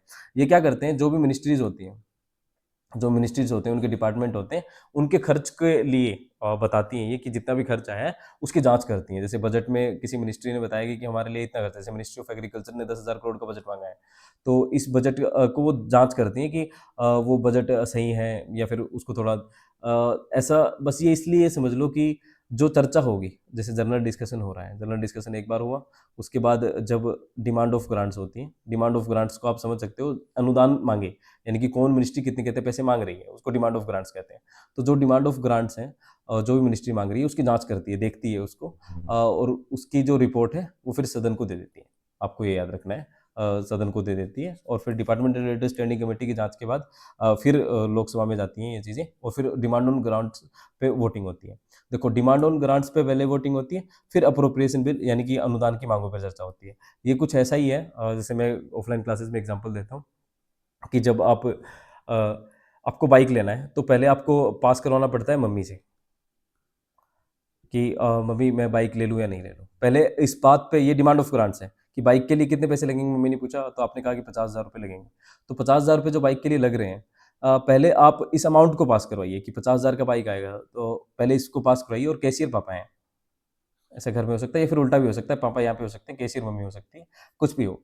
तो पहले आपको 50,000 रुपए डिमांड ऑफ ग्रांट्स पास करवाने पड़ते हैं कि आपको 50,000 रुपए चाहिए, कैशियर बाद में देगा। इसको अप्रोप्रिएशन कहते हैं। पहले अनुदान माँगे पे आप क्या करो, वोटिंग करो कि जितनी आपने माँग की है, जैसे मिनिस्ट्री ऑफ एग्रीकल्चर ने 10,000 करोड़ की माँग की है, तो पहले उस माँग पे क्या होगी, वोटिंग होगी। फिर 10,000 करोड़ रुपए निकालने के लिए कंसोलिडेटेड फंड ऑफ इंडिया से, फिर उसको अप्रोप्रिएशन बिल कहते हैं कि पैसे निकालने के लिए अप्रोप्रिएशन बिल, और डिमांड ऑफ ग्रांट्स अनुदान की माँगी। शायद मेरी बात को समझ गए होंगे आप कि पहले 50,000 रुपए पास करो कि हाँ 50,000 रुपए खर्च आएगा, फिर इसको मम्मी कम भी कर सकती है कि नहीं, आप डिमांड ऑफ ग्रांट्स ज़्यादा है, इसको कम कीजिए। तो जो मोशंस होते हैं, कट मोशन जिसको कहते हैं, तो लोकसभा भी उसको कम कर देती है। फिर पापा कैशियर को दे देंगे कि हाँ इतने पैसे अप्रोप्रिएशन बिल होके पास हो गए हैं। तो जो याद रखना है आपको, जो भारित व्यय होते हैं, जिसको चार्ज एक्सपेंडिचर कहते हैं, वो डिमांड ऑफ ग्रांट्स का हिस्सा नहीं बनते हैं, वो सीधा अप्रोप्रिएशन बिल का हिस्सा बनते हैं। फिर vote on demand of grants पे वोटिंग होती है, फिर अप्रोप्रिएशन बिल जो पैसे निकालने की बात होती है, और फिर फाइनेंस बिल, अगर कोई टैक्स एक्सेट्रा में जो चेंजेस किए जाते हैं, वो फाइनेंस बिल के रूप में पेश किया जाता है, वित्त विधेयक कहते हैं, और बस बजट पास हो जाता है, इसी को बजट पास कहते हैं। और फॉर विड्रॉ मनी देखो, अप्रोप्रिएशन बिल का मतलब होता है कि पैसे निकालने के लिए सीएफआई से, और डिमांड ऑफ ग्रांट्स होती है कि पहले पास करो बिल, कितना पैसे लगेंगे, आप पैसे मांगो कितने चाहिए, फिर पैसे निकलेंगे। आर्टिकल 265 को याद रख लेना कि जो भी टैक्स लगाएगा वो अथॉरिटी ऑफ लॉ से ही लगाया जाएगा, और यानी कि पार्लियामेंट ही लगाएगी, जो कॉन्स्टिट्यूशन में प्रोविजन बताए गए उसी बेस पे लगाए जा सकते हैं, ऐसे टैक्स नहीं लगाए जा सकते। तो उसके लिए आर्टिकल 110 हमने पढ़ा, धन विधेयक के रूप में पास करना पड़ेगा। डीआरएससी के बारे में हमने पढ़ लिया। डीआरएससी से होता ये भी है कि जब भी डिमांड ऑफ ग्रांट्स की बातें हो रही हैं तो ये मेनली तो इतना ही जांच करती है कि जिस भी मिनिस्ट्री ने जो भी डिमांड ऑफ ग्रांट्स की है उन ग्रांट्स पे ज़्यादा कट मोशन ना आए, लोकसभा में ऐसा ना हो कि उस पर कट मोशन आ रहे हैं, फालतू की टाइम लग रहा है, रुक पा रही है, उन चीज़ों की जांच करती है। लोकसभा में 16 होती हैं, राज्यसभा में 8 होती हैं, टोटल 24 हैं, और हर डीआरएससी में 45 मेंबर होते हैं, ये आपको याद करना। तो अब देखते हैं क्वेश्चन क्या होता है। सबसे पहले तो यहाँ पे बताया गया इकोनॉमिक सर्वे, बिल्कुल सही बात है, बजट से पहले इकोनॉमिक सर्वे आता है। और फिर क्या होगा, फिर फाइनेंस मिनिस्टर साहब बजट स्पीच देंगे, इसको 2 कह देते हैं, इसको 1 कह देते हैं। फिर होगा general discussion on budget both houses, इसको 3 कह देते हैं। फिर कह रहे हैं कि scrutiny, departmental related standing committee scrutiny करती हैं, इसको 4 कह देते हैं। और फिर आता है voting on demand of grant, इसको 5, और इसको 6। तो इसको आप देख लेना कौन सा आएगा इसका, 6, 1, 4, 3, 5, 2, यही आएगा शायद इसका। आप देख लेना इसमें कौन सा आएगा इसका आंसर। तो अब बात करते हैं क्वेश्चन नंबर 32 का। लेजिस्लेटिव काउंसिल की बात हो रही है। जैसे देखिए, बाई कैमरल, इसको द्विसदनीय कहते हैं, जो अपनी विधायिका है। यूनियन में जो पार्लियामेंट की बात है, पार्लियामेंट तो द्विसदनीय है ही, राज्यसभा और लोकसभा। ऐसे ही स्टेट में भी द्विसदन हो सकते हैं, 2 सदन बाई कैमरल, जिसको स्टेट लेजिस्लेटिव असेंबली और स्टेट लेजिस्लेटिव काउंसिल कहते हैं। लेकिन ये हर राज्य में नहीं है, ये हर राज्य में नहीं है, ये आपको याद रखना है। तो स्टेट लेजिस्लेटिव काउंसिल के बारे में क्वेश्चन है 169 के ऊपर, इस पे बात करेंगे हम। और फिर बात कर रहा है कि एक सेकेंड, फिर ये बात कर रहा है कि लेजिस्लेटिव काउंसिल में टोटल मेंबर की बात कर रहा है ये, और ये भी सही है, सही नहीं है, मतलब बात करते हैं इसके ऊपर क्या बात कर रहा है ये। फिर 1/4 member legislative council are nominated by governor, इसके बारे में बात करेंगे। तो चलिए लेजिस्लेटिव काउंसिल के बारे में बात करते हैं। तो मैंने क्या बताया आपको कि लेजिस्लेटिव काउंसिल हर स्टेट में नहीं है, और कुछ ही स्टेट में है। एक तो ये हर स्टेट में नहीं होता, बड़े बड़े स्टेट्स कई इसकी डिमांड करते हैं खुद। तो इसकी डिमांड करने के लिए आपको क्या करना पड़ता है, स्टेट लेजिस्लेटिव असेंबली जो भी चाहती है कि हमें विधानसभा के साथ साथ विधान परिषद भी चाहिए, स्टेट लेजिस्लेटिव काउंसिल भी चाहिए, तो उनको क्या करना पड़ता है, उनको एक प्रस्ताव पास करना पड़ता है स्पेशल मेजोरिटी से। देखिए यहाँ पे लिखा गया है कि प्रस्ताव पास करना पड़ता है स्पेशल मेजोरिटी से, जिसमें 2/3 ऑफ स्पेशल टोटल मेंबरशिप होता है। 2/3 ऑफ टोटल मेंबरशिप से आपको पास करवाना पड़ता है स्पेशल मेजोरिटी से। स्टेट लेजिस्लेटिव असेंबली को बिल्कुल आती है और उसको पास करवाती है कि हमें राज्य में क्या चाहिए, स्टेट लेजिस्लेटिव काउंसिल चाहिए। तो स्टेट लेजिस्लेटिव काउंसिल के लिए फिर पार्लियामेंट के पास वो चीज़ जाती है, पार्लियामेंट उसके लिए अप्रूव कर देती है सिंपल मेजोरिटी से। तो आपके राज्य में क्या बन जाती है, स्टेट लेजिस्लेटिव काउंसिल बन जाती है। ये आपको याद रखना है। और फिर तो ये आर्टिकल ये बिल्कुल सही है, पहला कथन। फिर बात करनी है आपको कि स्टेट लेजिस्लेटिव जो असेंबली होती है, इसमें जो मोस्टली मेंबर, देखिए क्या कह रहा है कि जो टोटल नंबर ऑफ मेंबर्स होंगे वो मोर देन 1/3 से ज़्यादा नहीं होने चाहिए। यानी कि स्टेट लेजिस्लेटिव असेंबली, जैसे हरियाणा के लिए हम विधानसभा ला रहे हैं, विधानसभा के साथ विधान परिषद लाएंगे, तो ये 90 के 1/3 से ज़्यादा नहीं होने चाहिए। यानी स्टेट लेजिस्लेटिव असेंबली की जितनी सीटें हैं उसकी 1/3 से ज़्यादा नहीं होनी चाहिए, लेकिन 40 से कम नहीं होनी चाहिए। ये लेके लिखा है बट नॉट लेस देन 40, ये आपको याद रखनी है। और एक बात और है कि जो स्टेट लेजिस्लेटिव काउंसिल होती है उसमें 1/6 मेंबर राज्यपाल द्वारा नॉमिनेट किए जाते हैं। ये बहुत जरूरी है, ये आपको याद करना है कि राज्यपाल 1/6 मेंबर करते हैं। जैसे राज्यसभा में 12 मेंबर नॉमिनेट किए जाते हैं प्रेसिडेंट ऑफ इंडिया के द्वारा, यहाँ पे 1/6 मेंबर किसके द्वारा, राज्यपाल के द्वारा नॉमिनेट किए जाते हैं। तो देखिए, जो नॉमिनेट किए जाते हैं राज्यपाल के द्वारा वो कितने बेसिस पे किए जाते हैं। जैसे कि राज्यसभा में नॉमिनेट करने के लिए 4 बेस होते हैं, 4 ग्राउंड पे करते हैं राष्ट्रपति साहब, हमने बात की थी, आप कमेंट करना उसके बारे में। ऐसे ही राज्यपाल साहब कितने, राज्यसभा के पास 5 होते हैं। इसमें कोऑपरेटिव मूवमेंट एक अलग होता है, बस एक कोऑपरेटिव मूवमेंट है। इस पे भी राज्यपाल क्या कर सकते हैं, विधान परिषद में, स्टेट लेजिस्लेटिव काउंसिल में, विधान परिषद में किसी मेंबर को नॉमिनेट कर सकते हैं। आपको ये याद करना है, 1/6 मेंबर नॉमिनेटेड बाय गवर्नर। तो ये आप कर सकते हैं कमेंट, प्रेसिडेंट साहब के जो 4 ग्राउंड हैं वो कौन से हैं। और फिर यही बात है कि अबोलिशन कैसे करते हैं, क्रिएशन कैसे करते हैं। लेजिस्लेटिव असेंबली के लिए पास करना पड़ता है majority, total 2/3 of the member of the assembly present and voting, यानी प्रेजेंट और वोटिंग के 2/3 मेंबर्स के से उसको पास करवाना पड़ता है आपको।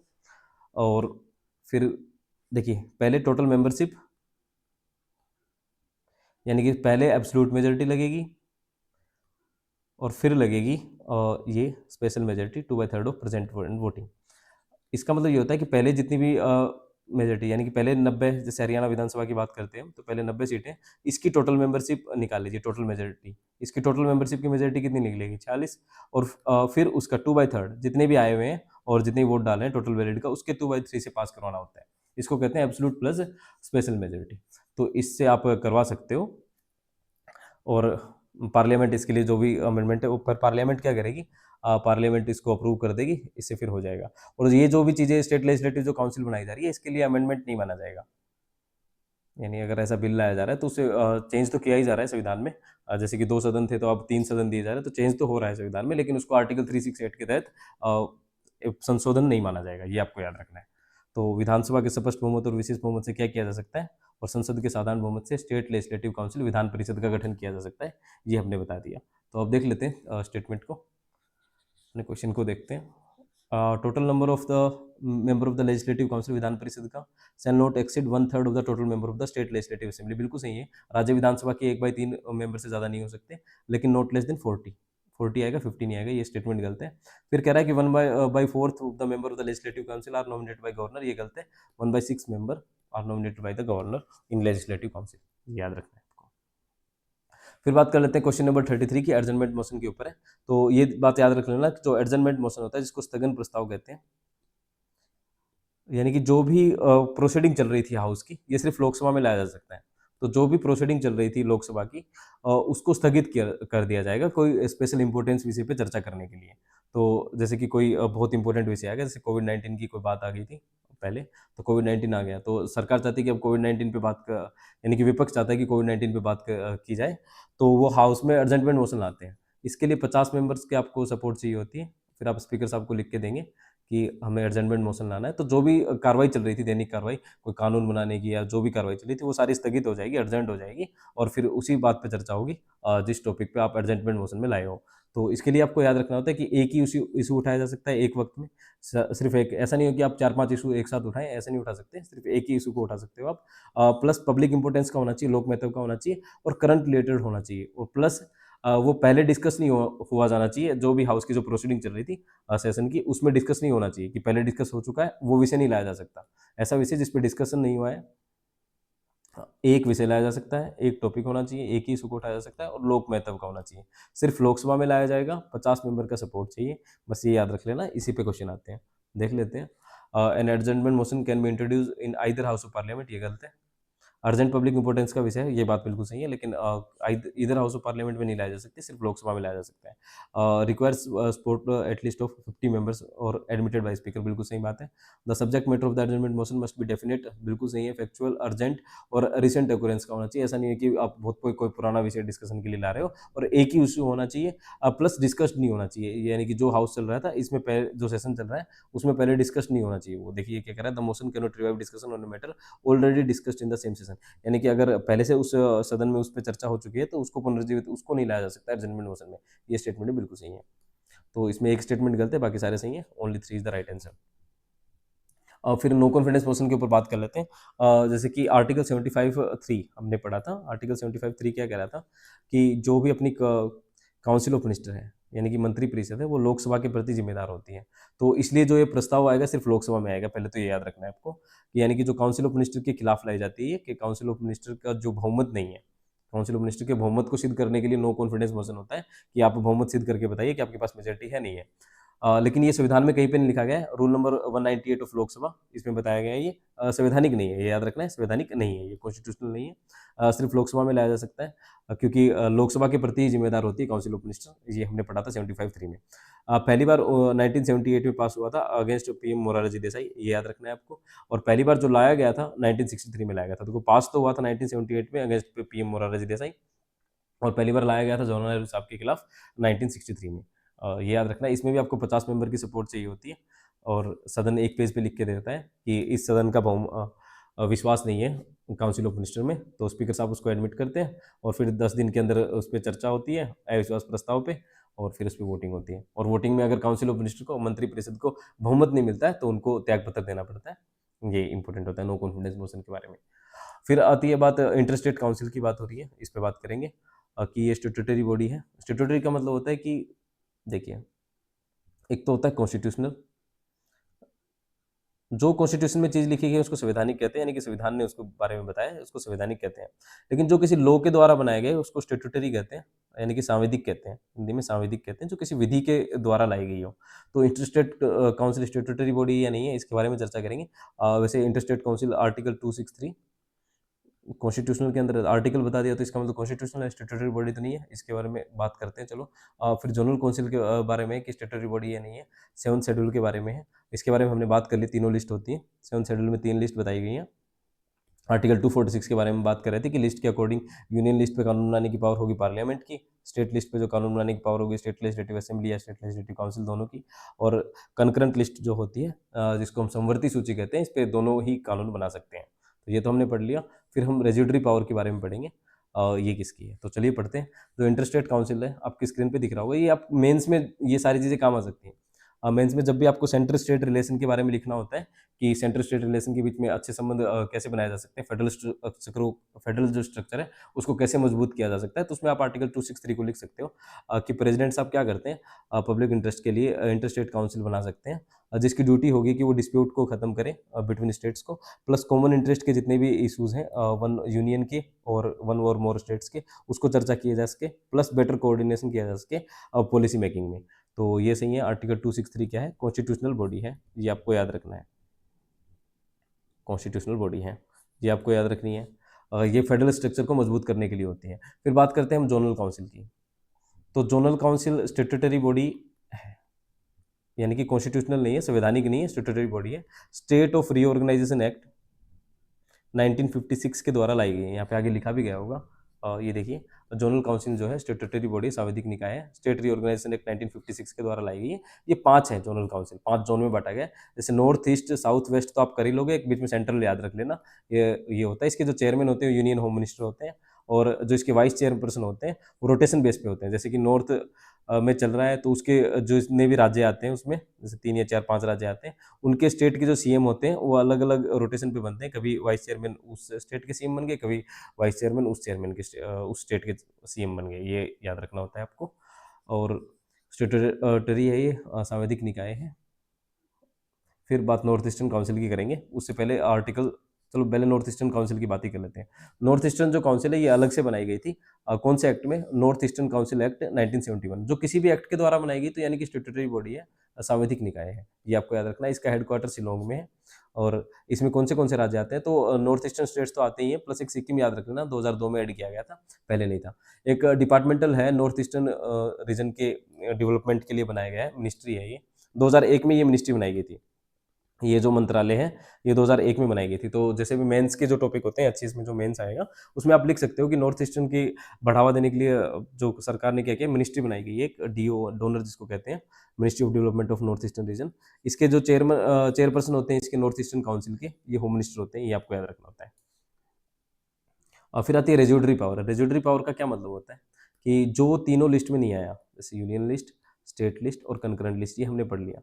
तो जो इन स्टेट लिस्ट और कंकरेंट लिस्ट में नहीं आया, इनकी स्टेट लिस्ट में भी नहीं लिखा गया, उसको कंकरेंट लिस्ट में भी नहीं लिखा गया, और तीनों लिस्ट में कहीं पे भी नहीं आ रहा है, तो ऐसा कोई विषय है जिसके बारे में अभी चर्चा नहीं हो रही है, कुछ भी बच गया, जो इन लिस्ट से अलग बच गया, वो सारी पावर पार्लियामेंट को होगी कि उस पर कानून बनाए। बस ये याद रखना कि जो रेज्यूडरी पावर होती है, अवशिष्ट शक्तियाँ होती है, वो किसके पास है, पार्लियामेंट के पास है, यही लिखा गया, संसद को दी गई है। बस यही यही बात है। और इसमें कर के अधिरोपण की भी है, यानी कि जो कर लगाया जाना है, और वो कर जो टैक्स है, और टैक्स भी इन लिस्ट में मेंशन नहीं है, इसमें स्टेट लिस्ट में, कंकरेंट लिस्ट में, तो उस पर भी जो टैक्स लगाएगी, जैसे कोई कल को नया टैक्स आ जाता है, एआई टैक्स या रोबोट टैक्स, ऐसा कुछ आता है, तो जो रेज्यूडरी टैक्स लगाने की पावर है, अविशिष्ट शक्तियाँ, वो भी संसद के पास ही होती है, ये आपको याद रखना है। तो अब इस क्वेश्चन को देख लेते हैं। Inter state council statutory body, ये तो गलत है, और स्टेटमेंट गलत है, ये प्रेसिडेंट साहब बनाते हैं इसको। और जोनल काउंसिल स्टेटरी बॉडी बिल्कुल सही है, स्टेट रीऑर्गेनाइजेशन एक्ट 1956 के तहत बनाएगी, कोऑपरेशन को बढ़ाने के लिए, स्टेट इन पर्टिकुलर जोन, सही बात है ये। 7th शेड्यूल तीनों लिस्ट की बात करता है, बिल्कुल सही है। रेज्यूडरी जो लेजिस्लेटिव पावर है, rest with the parliament of India, ये भी बिल्कुल सही है। तो इसमें एक कथन गलत है, तो only 3, B is the right answer. अब देखिए, ये जो क्वेश्चन है, क्वेश्चन नंबर 35, ये इमरजेंसी की बातें कर रहा है। तो पहली बात तो जो क्वेश्चंस को सेट किया गया है वो हम ऐसे किया गया है ताकि हम आपको ज़्यादा से ज़्यादा बता पाएँ। पढ़ाने का काम ज़्यादा हो, लर्निंग का काम ज़्यादा हो। तो चलिए देखते हैं कि आर्टिकल 352 की बातें हो रही हैं, जो राष्ट्रीय आपातकाल की बातें करता है, जिसको नेशनल इमरजेंसी कहते हैं। तो इसमें 3 चीज़ें होती हैं, एक तो वॉर, एक एक्सटर्नल एग्रेशन जिसको बाह्य आक्रमण कहते हैं, वॉर युद्ध, प्लस एक आर्म्ड रिबेलियन वर्ड है जिसको सशस्त्र विद्रोह कहते हैं। इससे पहले शुरुआत में क्या था, जब 1950 में जब अपना संविधान बन के तैयार हो, तो यहाँ पे इंटरनल डिस्टर्बेंस लिखा हुआ था, आंतरिक अशांति। इसको 44 कॉन्स्टिट्यूशनल अमेंडमेंट एक्ट में हटा के अब आर्म्ड रिबेलियन लिख दिया। ये बात याद रखना है आपको। Armed rebellion 44 constitutional amendment act में लिखा गया है। पहले इंटरनल डिस्टर्बेंस, अंतर्राष्ट्रीय शांति, क्या इंटरनल डिस्टर्बेंस, जिसको आंतरिक अशांति कहते हैं, ये वर्ड यूज किया गया था। देखिए, हमने तीनों को यहाँ पे लिखा है आपके सामने कि वॉर, एक्सटर्नल एग्रेशन और आर्म्ड रिबेलियन। अगर सिक्योरिटी को खतरा होता है भारत को और प्रेसिडेंट साहब को ऐसा लगता है, तो प्रेसिडेंट साहब क्या कर सकते हैं, नेशनल इमरजेंसी की घोषणा कर सकते हैं। ये घोषणा करने के लिए क्या करना पड़ता है, एक तो आपको लिखित में जो भी अपना कैबिनेट है, देखिए काउंसिल ऑफ मिनिस्टर के बारे में कौन बताता है, आर्टिकल नंबर 74 75 में काउंसिल ऑफ मिनिस्टर का वर्णन मिलता है। कैबिनेट के बारे में कहीं पे नहीं था, जिसको कैबिनेट कहते हैं, यानी काउंसिल ऑफ मिनिस्टर के जो खास मंत्री होते हैं, जो बड़े बड़े विभाग रखते हैं, उनको मंत्रिमंडल कहते हैं। तो मंत्रिमंडल पहले कॉन्स्टिट्यूशनल नहीं था, लेकिन आर्टिकल नंबर 352 में अब ऐड कर दिया गया है 44 कॉन्स्टिट्यूशनल अमेंडमेंट एक्ट के द्वारा। पहले क्या होता था, प्राइम मिनिस्टर की सीधी सिफारिश पे आप नेशनल इमरजेंसी की घोषणा कर सकते थे, लेकिन अब लिख दिया गया है कि आपको रिटर्न एडवाइस पे करना पड़ेगा, वो भी यूनियन कैबिनेट की, यानी पूरे मंत्रिमंडल की रिटर्न एडवाइस पे क्या कर सकते हैं राष्ट्रपति साहब, आपातकाल की घोषणा कर सकते हैं, राष्ट्रीय आपातकाल की। तो ये याद रखना है, अभी कॉन्स्टिट्यूशनल है कैबिनेट जो है, पहले मंत्रिमंडल कॉन्स्टिट्यूशनल नहीं था, लेकिन अब है 44 कॉन्स्टिट्यूशनल अमेंडमेंट एक्ट के द्वारा। ये याद रख लेना है आपको। प्लस बता रहा है कि अप्रूवल होने के लिए क्या चाहिए, 1 मंथ का टाइम होता है लोकसभा और राज्यसभा में, आपको ये स्पेशल मेजोरिटी से पास करवाना होता है, ये जरूरी है। 2/3 ऑफ टोटल मेंबरशिप से पास करवाना होता है, plus present and voting, in total membership plus 2/3 of present and voting से आपको पास करवाना होता है। ये याद रखना है आप लोगों को। प्लस हर 6 मंथ में आपको अप्रूवल लेनी पड़ेगी पार्लियामेंट के लिए, ये भी जरूरी है। और इसका रिवोकेशन कैसे हो सकता है, प्रेसिडेंट साहब इसको कभी भी वापस ले सकते हैं। प्लस अगर 1/10 मेंबर ऑफ लोकसभा अगर लिखित में देते हैं स्पीकर साहब को, तो उनको एक बैठक बुलानी पड़ेगी, और उस बैठक में अगर सिंपल मेजोरिटी से लोकसभा पास कर देती है इसके रिवोकेशन, यानी इसको हटाने के प्रस्ताव को डिसअप्रूव कर देती है, तो भी आपका जो ये नेशनल इमरजेंसी ये हट जाएगी। ये आपको याद रखना है, लोकसभा की एक्सक्लूसिव पावर है ये भी, कि अगर लोकसभा अप्रूव कर दे इसको, इसमें 1/10 मेंबर की आपको चाहिए होती है, साइन चाहिए होते हैं। ये याद रखना है आपको। और बाकी सारी बातें इसमें लिखी गई हैं, आप देख लेना। अगर किसी राज्य में कॉन्स्टिट्यूशनल मशीनरी खराब हो जाती है, तो उस केस में आर्टिकल 356 का प्रयोग किया जा सकता है, जिसको प्रेसिडेंट रूल कह देते हैं। संविधान में ऐसा वर्ड नहीं है, प्रेसिडेंट रूल ऐसा कुछ नहीं है। फेलर ऑफ कॉन्स्टिट्यूशनल मशीनरी, इसमें क्या होता है, गवर्नर की रिपोर्ट पे किया जाता है, या फिर प्रेसिडेंट साहब ऐसे भी कर सकते हैं, अदरवाइज इन प्रेसिडेंट साहब ऐसे भी कर सकते हैं। इसमें 2 मंथ्स का टाइम होता है, 2 मंथ में आपको क्या करना पड़ता है, लोकसभा और राज्यसभा दोनों से अप्रूव करवाना पड़ता है। 6 मंथ तक वैलिड रहता है। अगर आपको 1 ईयर से ज़्यादा वैलिडेशन बढ़ानी है, यानी कि 6 मंथ के लिए आप एक बार बढ़ा सकते हो राष्ट्रपति शासन किसी राज्य में, फिर दूसरी बार भी 6 मंथ के लिए बढ़ा सकते हो, लेकिन अगर 1 साल से ज़्यादा बढ़ाया जाना है तो 2 कंडीशन जरूरी है। और उन 2 कंडीशन में एक तो कंडीशन ये है कि कहीं भी देश में नेशनल इमरजेंसी लगी हो, यानी आर्टिकल 352 लगा हो, प्लस ये एंड है, यानी कि दोनों चीज़ होनी चाहिए एक साथ, नेशनल इमरजेंसी लगी हो, plus election commission of India ये घोषणा कर दे कि अब यहाँ पे चुनाव नहीं हो सकते, लेजिस्लेटिव असेंबली के चुनाव करवाना सक्षम नहीं है क्योंकि ड्यू टू सिक्योरिटीज इशू, तो ही ये 2 केसेस में आपका 1 ईयर से ज़्यादा ही बढ़ाया जा सकता है। मैक्सिमम 3 ईयर तक बढ़ाया जाएगा, ये आपको याद रखना है। इस यहाँ पे कोई भी मैक्सिमम लिमिट नहीं है, नो मैक्सिमम लिमिट। आप 6-6 महीने करके कितने भी साल तक बढ़ा सकते हो इसको, ये आपको याद रखना है। ये देखिए, beyond 1 year only if A national emergency exist, and को याद रखना, ये या नहीं है यहाँ पे, ये दोनों चीज़ें एक साथ होनी चाहिए, नेशनल इमरजेंसी भी लगी होनी चाहिए, plus election commission of India certify कर दें कि यहाँ पे इलेक्शन पॉसिबल नहीं है। प्रेसिडेंट साहब कभी भी वापस ले सकते हैं, और यहाँ पे लोकसभा को डिसअप्रूव करने का ऐसा कोई सिस्टम नहीं है यहाँ पे। फिर क्या हो जाता है, पार्लियामेंट को डायरेक्ट कंट्रोल मिल जाता है स्टेट गवर्नमेंट के ऊपर, और पार्लियामेंट कानून बना सकती है स्टेट लेजिस्लेटिव असेंबली के। और क्या होता है, स्टेट लेजिस्लेटिव असेंबली को डिसॉल्व किया जा सकता है, लेकिन करना जरूरी नहीं है। डिसॉल्व किया जा सकता है लेकिन करना जरूरी नहीं है। लेकिन जो काउंसिल ऑफ मिनिस्टर होती है वो मेनली हटा दी जाती है, सस्पेंड कर दी जाती है। स्टेट लेजिस्लेटिव असेंबली को डिसॉल्व नहीं किया जाता, मेनली किया जा सकता है, लेकिन किया नहीं जाता, सस्पेंड किया जा सकता है, उन वो कार्रवाई उनकी सस्पेंड की जा सकती है और उसके बेस पे पार्लियामेंट अब कानून बना सकती है, और जो यूनियन की काउंसिल ऑफ मिनिस्टर है वो फिर कार्रवाई कर सकती है, सेंट्रल गवर्नमेंट चलाएगी कि अब जब तक कॉन्स्टिट्यूशन मशीनरी यानी कि संवैधानिक तंत्र ठीक नहीं हो जाता तब तक। तो ये आप पढ़े ना आर्टिकल 360 को, फिर आप देख सकते हैं यहाँ पे, ये हिंदी में भी दिया गया है ताकि आपको कोई दिक्कत ना आए। फिर आपको याद रखना है कि एसआर बम्बई केस हुआ था एक, उसमें कहा गया था कि जुडिशियल रिव्यू किया जा सकता है, जो भी राष्ट्रपति साहब ये आपातकाल की जो पावर का यूज करते हैं, इमरजेंसी की पावर का, इस पे जुडिशियल रिव्यू हो सकता है, ये याद रखना है।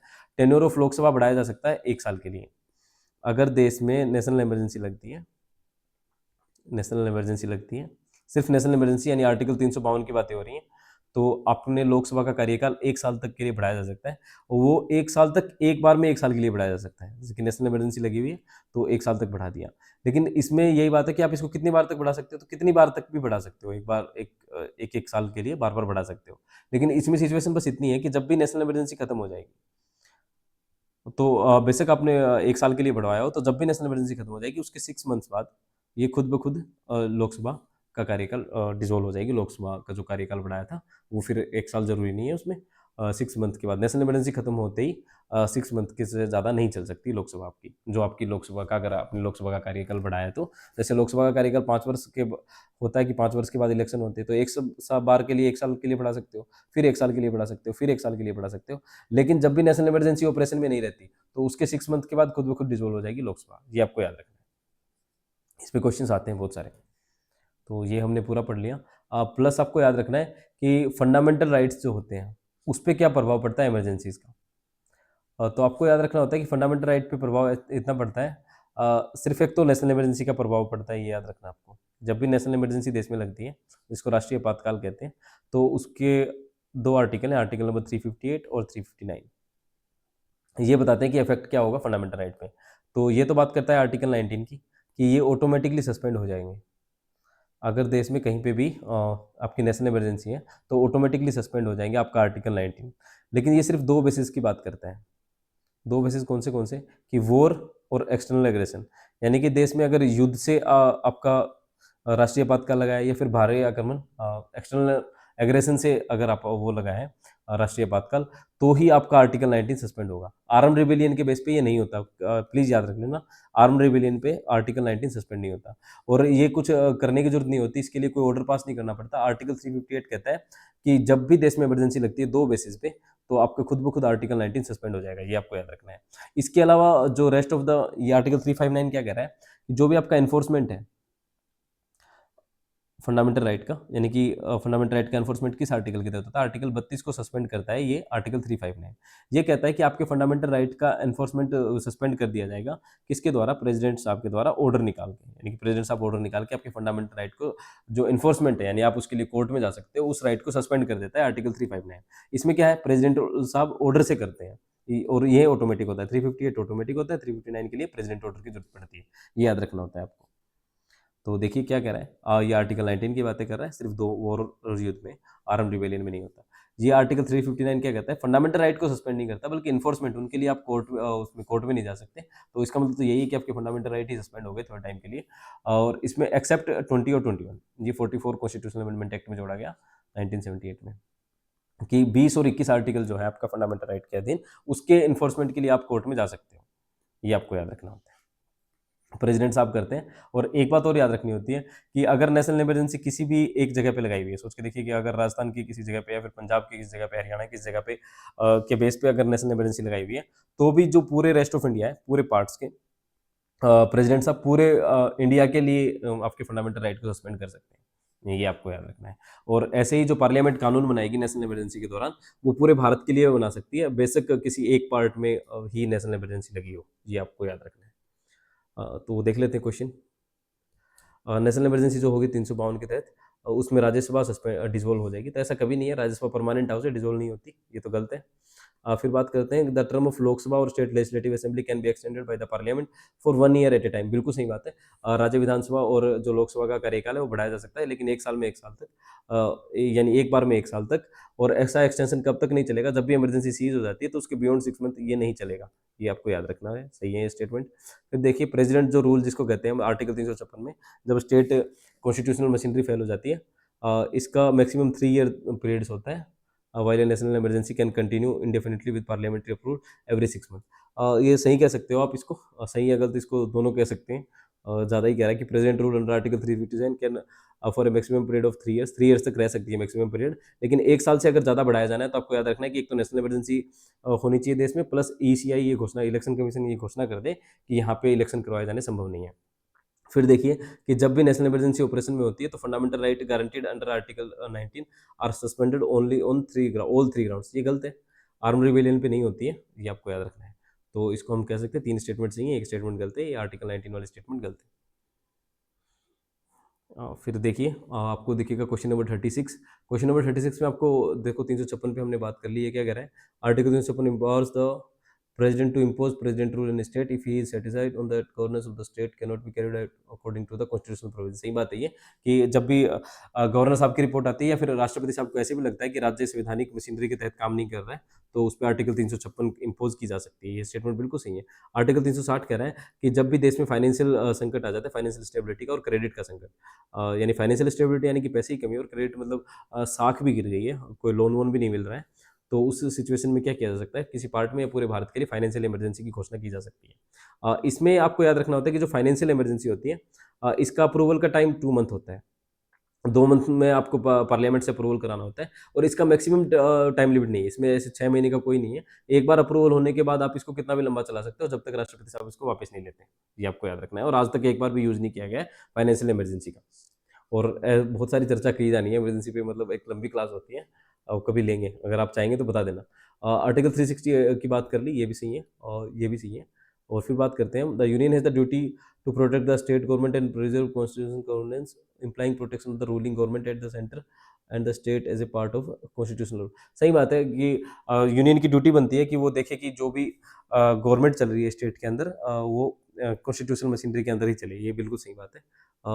Proclamation under article 356 requires approval of both house of parliament with in 2 month. बिल्कुल सही बात है, ये हमने पढ़ लिया। And can subject with judicial review. हाँ, तो एसआर मुंबई केस के बाद कह दिया गया है कि जुडिशियल रिव्यू किया जा सकता है, इंश्योरिंग द कॉन्स्टिट्यूशनल सेफगार्ड। सही है ये स्टेटमेंट भी। तो यहाँ तक तो बात होगी। अब एक आर्टिकल नया है, आर्टिकल 355, इसके बारे में मैं आपको बता देता हूँ।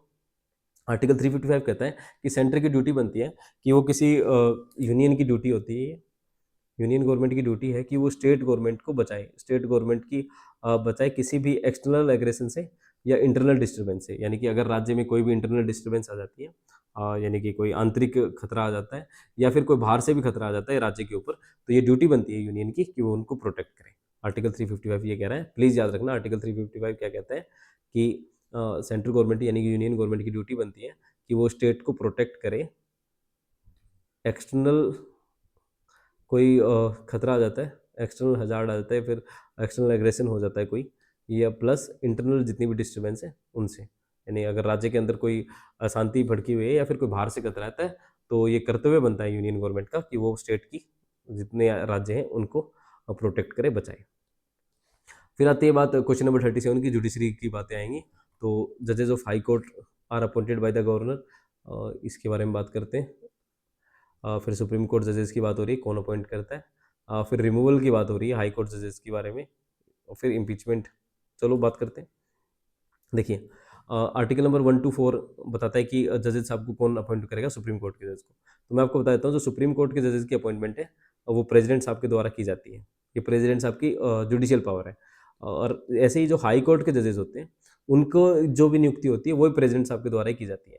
और इसमें जो अपॉइंटमेंट का अथॉरिटी होती है वो कोलेजियम की सिफारिश से करती है। और कोलेजियम क्या है कि जो सीजीआई होते हैं प्लस जो 4 सीनियर मोस्ट जज होते हैं सुप्रीम कोर्ट के, उनकी जो सजेशन होती है, प्रेसिडेंट साहब, कोलेजियम प्रेसिडेंट साहब को सजेशन देता है और प्रेसिडेंट साहब अपॉइंट करते हैं। यानी प्रेसिडेंट साहब अपॉइंट करेंगे on the advice of collegium, ये याद रखना है। प्रेसिडेंट साहब करते हैं on the advice of collegium. और कोलेजियम मैंने बता दिया कि सुप्रीम कोर्ट में क्या होता है, कि एक सीजीआई प्लस 4 जो भी सीनियर मोस्ट जज होते हैं, उनका कॉलेजियम एक समूह होता है, वो बताता है कि क्या डिसीजन लिया जाना है, किस जज को अपॉइंट किया जाना है, तो प्रेसिडेंट साहब आमतौर पर उसको मानना ही पड़ता है प्रेसिडेंट साहब को। कॉलेजियम के ऊपर भी बहुत सारी बातें हो सकती हैं, लेकिन क्लास अभी एक्सपेक्टेड सीरीज है, तो कंट्रोल करते हैं खुद को।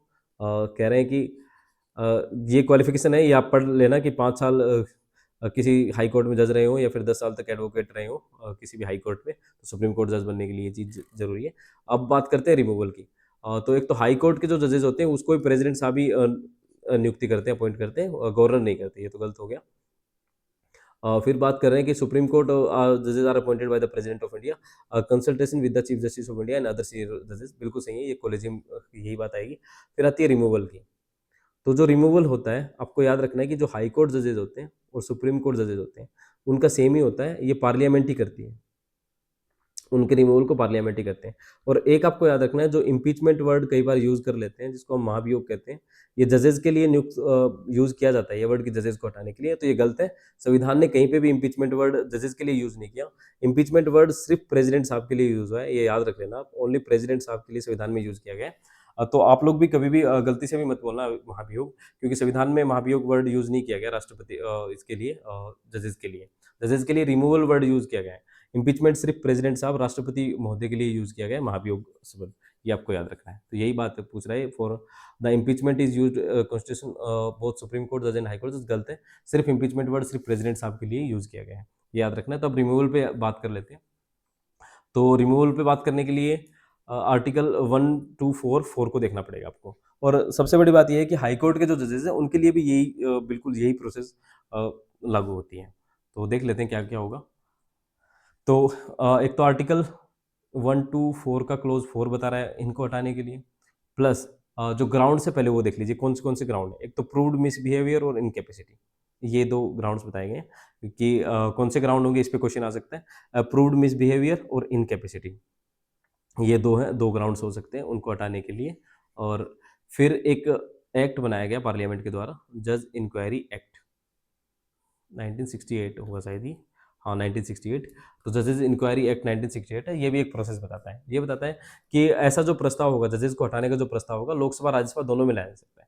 अगर लोकसभा में लाया जा रहा है तो 100 सदस्य चाहिए, 100 मेंबर साइन करके दें, और राज्यसभा में लाया जा रहा है तो 50 मेंबर साइन करके दें, चेयरमैन साहब को या स्पीकर साहब को। यानी राज्यसभा में होगा तो चेयरमैन साहब को, लोकसभा में होगा तो स्पीकर साहब को। और स्पीकर साहब और चेयरमैन साहब को ये अनुमति है कि वो उसको रिजेक्ट भी कर सकते हैं और एक्सेप्ट भी कर सकते हैं। एक्सेप्ट करेंगे यानी जिस भी हाउस ने एक्सेप्ट कर लिया तो वो क्या करेगा, 3 मेंबर कमेटी बनाएगा, जिसमें एक तो सीजीआई होंगे, चीफ जस्टिस ऑफ इंडिया। अगर उनके ऊपर ही महाभियोग सॉरी वर्ड गलत है, ये रिमूवल की प्रोसेस चल रही है, तो क्या होगा, तो कोई भी जो सीनियर मोस्ट जज होते हैं, जो भी सुप्रीम कोर्ट के सीनियर मोस्ट जज होते हैं वो होंगे, प्लस किसी भी हाई कोर्ट के chief justice of high court, plus distinguished jurist, यानी कि कोई भी न्यायिक विद, जो भी एक न्यायविद है, उनको लिया जा सकता है। 3 मेंबर की कमेटी बनाएगी हाउस, और वो कमेटी जांच करेगी जजेस के ऊपर, अप्रूव्ड मिस बिहेवियर और इनकेपेसिटी की जांच करेगी। और अगर वो जांच सही मिलती है और वो गिल्टी पाए जाते हैं तो मोशन पास होगा उनके खिलाफ। और मोशन पास में आपको याद रखना है मेजोरिटी कौन सी यूज होगी, तो 2/3 of present and voting plus total membership. देखिए यहाँ पे लिखा गया होगा कि भाई ये majority of the total membership, पहले टोटल मेंबरशिप यानी एब्सोल्यूट मेजोरिटी, पहले सदन की आपको मेजोरिटी चाहिए, प्लस आपको 2/3 ऑफ प्रेजेंट एंड वोटिंग। जी, अब राष्ट्रपति साहब से ये अलग है, जो ये मेजोरिटी है राष्ट्रपति साहब से अलग है। जैसे प्रेसिडेंट साहब का जो रिमूवल होता है, इम्पीचमेंट होती है प्रेसिडेंट साहब की, इम्पीचमेंट वर्ड सिर्फ प्रेसिडेंट साहब के लिए यूज है, याद रखना। तो जो इम्पीचमेंट होती है इसमें जो लगती है मेजोरिटी, वो 2/3 ऑफ टोटल मेंबरशिप होती है।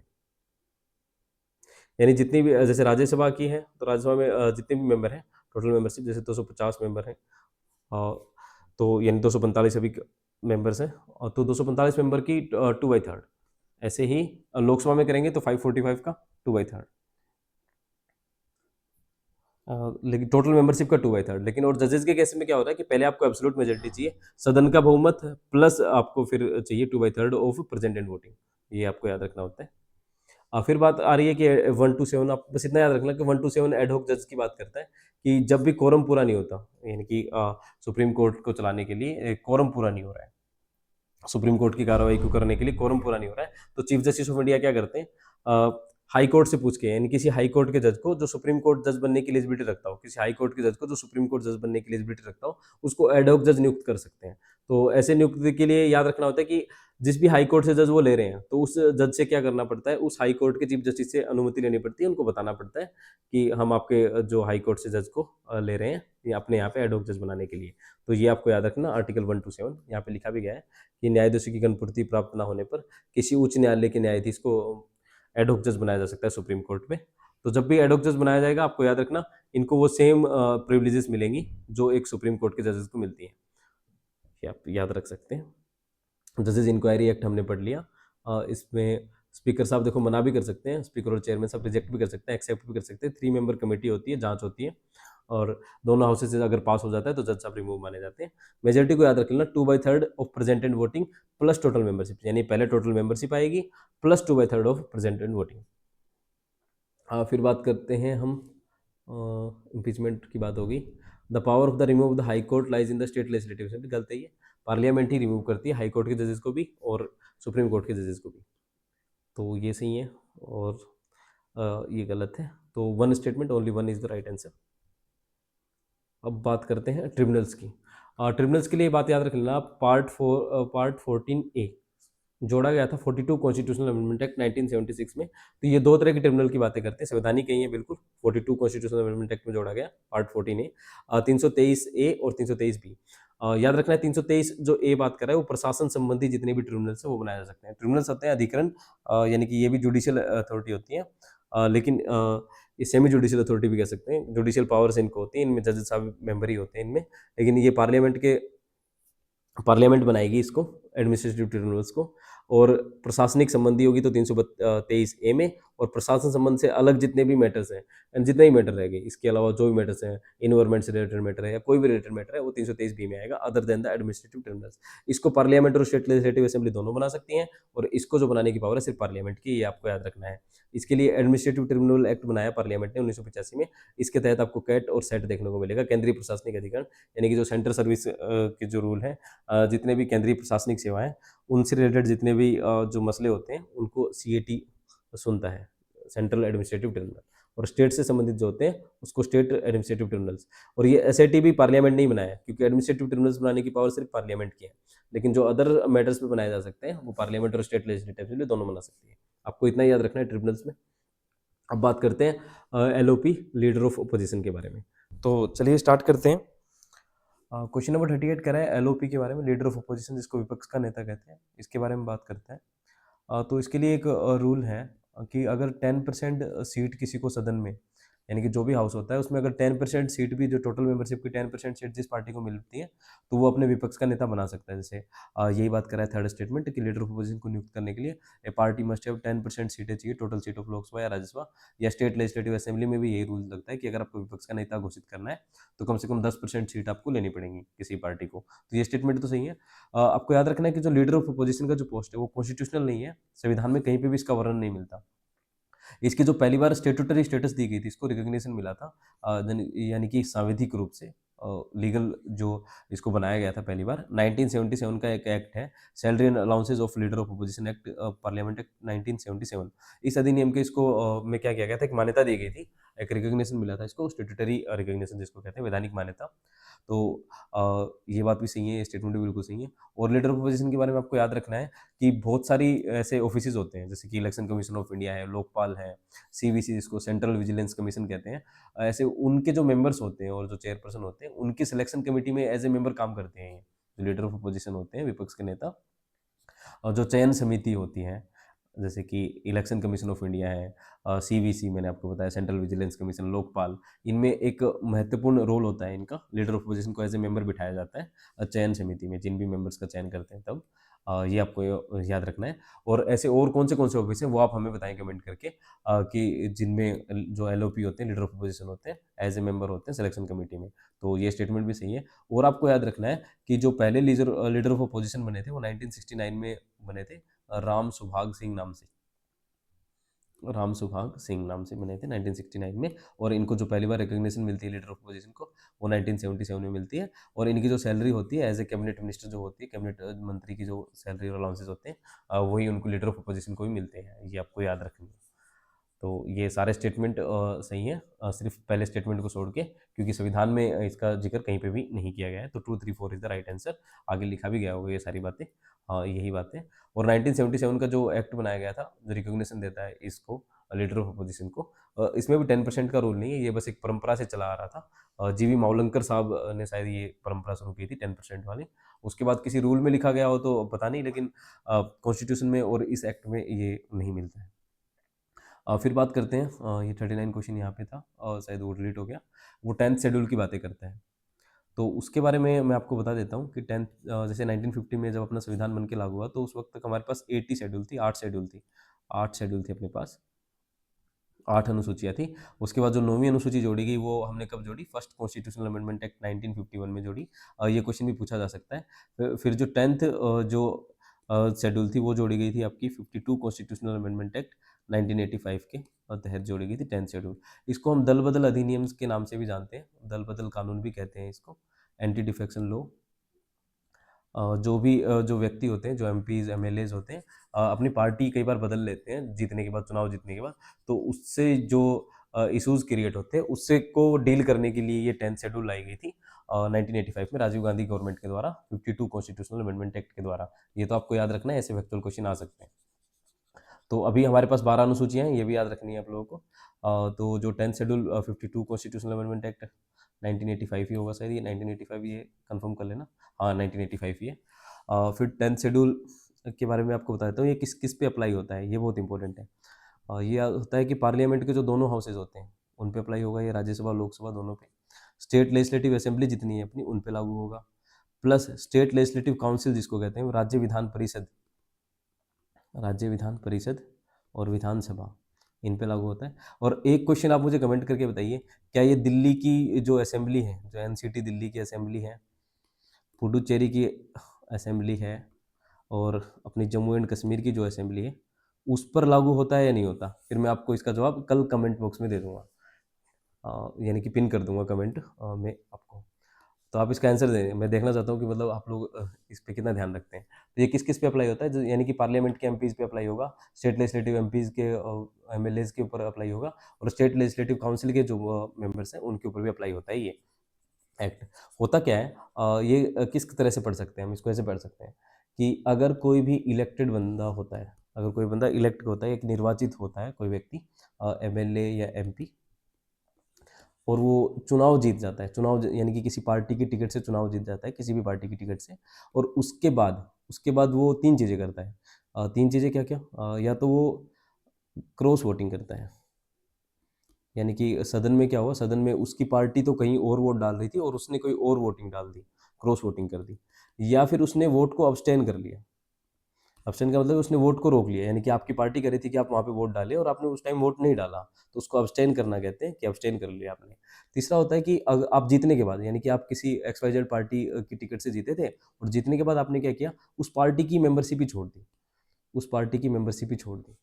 तो इस केस में क्या होगा, आपके ऊपर डिस्क्वालिफिकेशन लग जाएगा, आपको अयोग्य घोषित कर दिया जाएगा 10th शेड्यूल के तहत। इसको माना जाएगा कि आप लोगों ने डिफेक्शन किया है, तो और आप पे एंटी डिफेक्शन लॉ लगेगा और आपको डिस्क्वालीफाई कर दिया जाएगा। तो ये तो होगा इलेक्टेड वाला केस।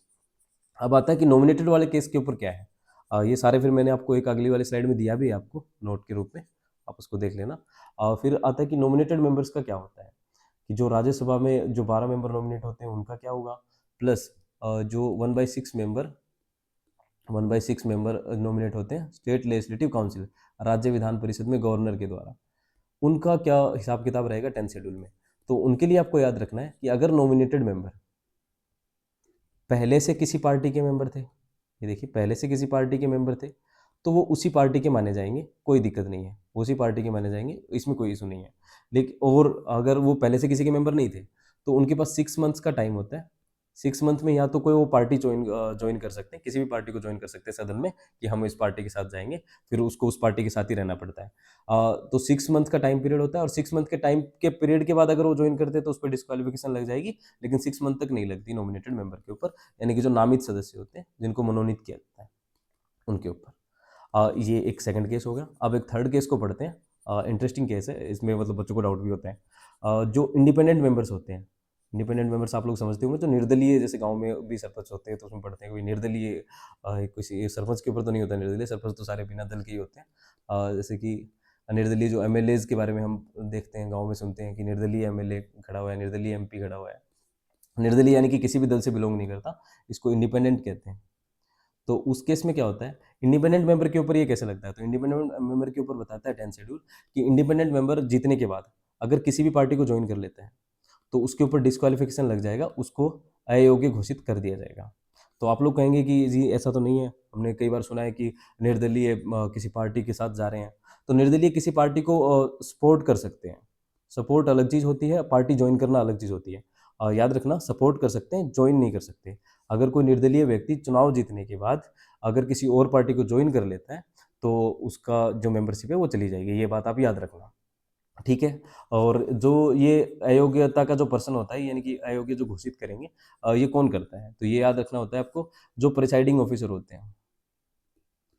प्रिसाइडिंग ऑफिसर यानी जो भी सदन को चला रहे होते हैं, संचालित कर रहे होते हैं, यानी कि स्पीकर साहब है लोकसभा में, और ऐसे ही स्टेट लेजिस्लेटिव असेंबली में स्पीकर और चेयरमैन होंगे राज्यसभा में और स्टेट लेजिस्लेटिव काउंसिल में।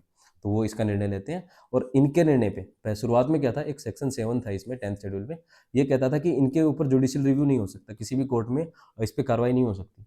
लेकिन सेक्शन 7 को किहोतो होलाहान केस, एक केस हुआ सुप्रीम कोर्ट में 1992 में, किहोतो, याद रख लेना, ये आपको मेंस में लिखने को बहुत काम आते हैं ये सारी चीज़ें। कियोतो होलहान केस 1992 में सुप्रीम कोर्ट ने कहा कि जो सेक्शन 7 है ये इनवैलिड है, अनकॉन्स्टिट्यूशनल है, बिकॉज ये जुडिशियल रिव्यू को क्या करता है, जुडिशियल रिव्यू को कम कर रहा है, इसलिए सेक्शन 7 को इनवैलिड बता दिया गया।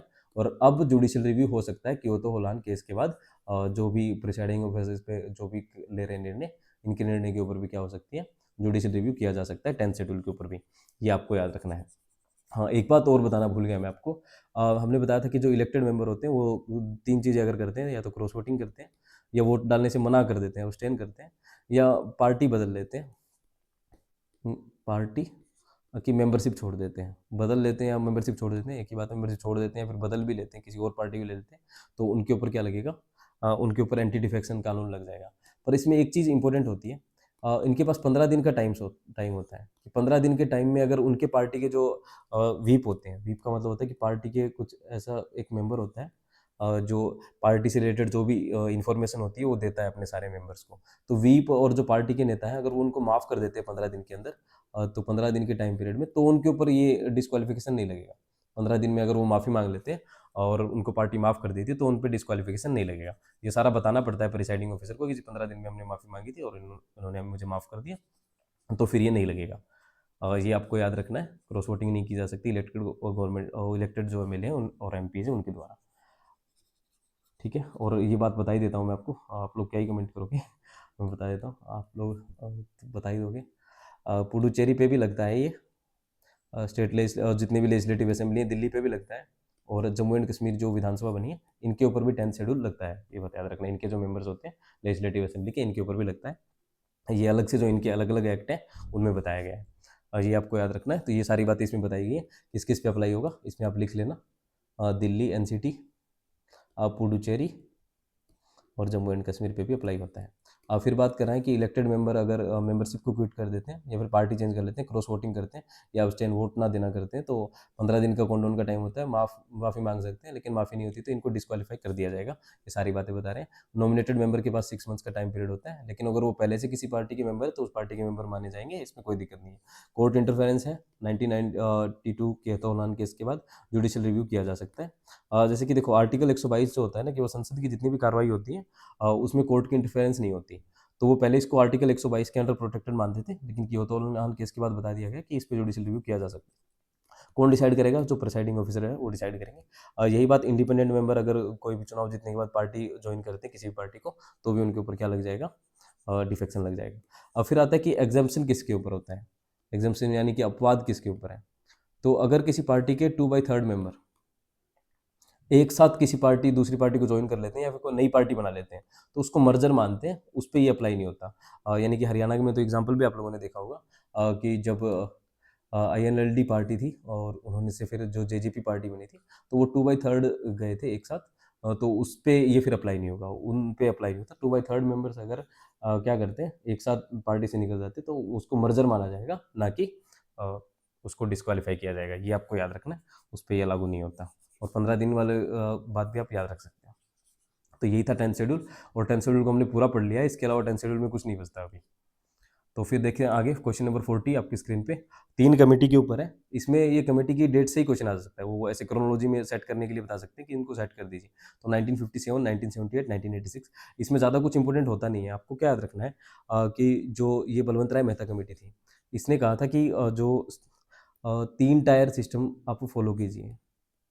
3 टीयर सिस्टम को फॉलो कीजिए आप पंचायती राज सिस्टम में। तो देखो यही बात कर रहा है, 3 टीयर सिस्टम को पंचायती राज में फॉलो कीजिए, ब्लॉक लेवल पे, विलेज लेवल पे, गांव के लेवल पे, ब्लॉक लेवल पे, और प्लस जिले के लेवल पे, यानी कि डिस्ट्रिक्ट लेवल पे, जिला परिषद जो होता है उसको फॉलो कीजिए। तो ये बिल्कुल सही है, बलवंत राय मेहता कमेटी ने यही कहा था।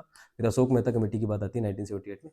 इन्होंने 2 टीयर सिस्टम की बात कही थी, ये आपको याद रखना है। 2 टीयर सिस्टम की बात कही थी बलवंत राय मेहता कमेटी ने, नहीं बलवंत राय नहीं, सॉरी, अशोक मेहता कमेटी ने। 3 टीयर की गई थी बलवंत राय मेहता ने, अशोक मेहता ने कही थी 2 टीयर कमेटी। आप देख भी सकते हैं, जैसे बलवंत राय मेहता, ये 3 वर्ड्स आते हैं, तो इसमें 3 टीयर हम ऐसे कर सकते हैं, 3 टीयर।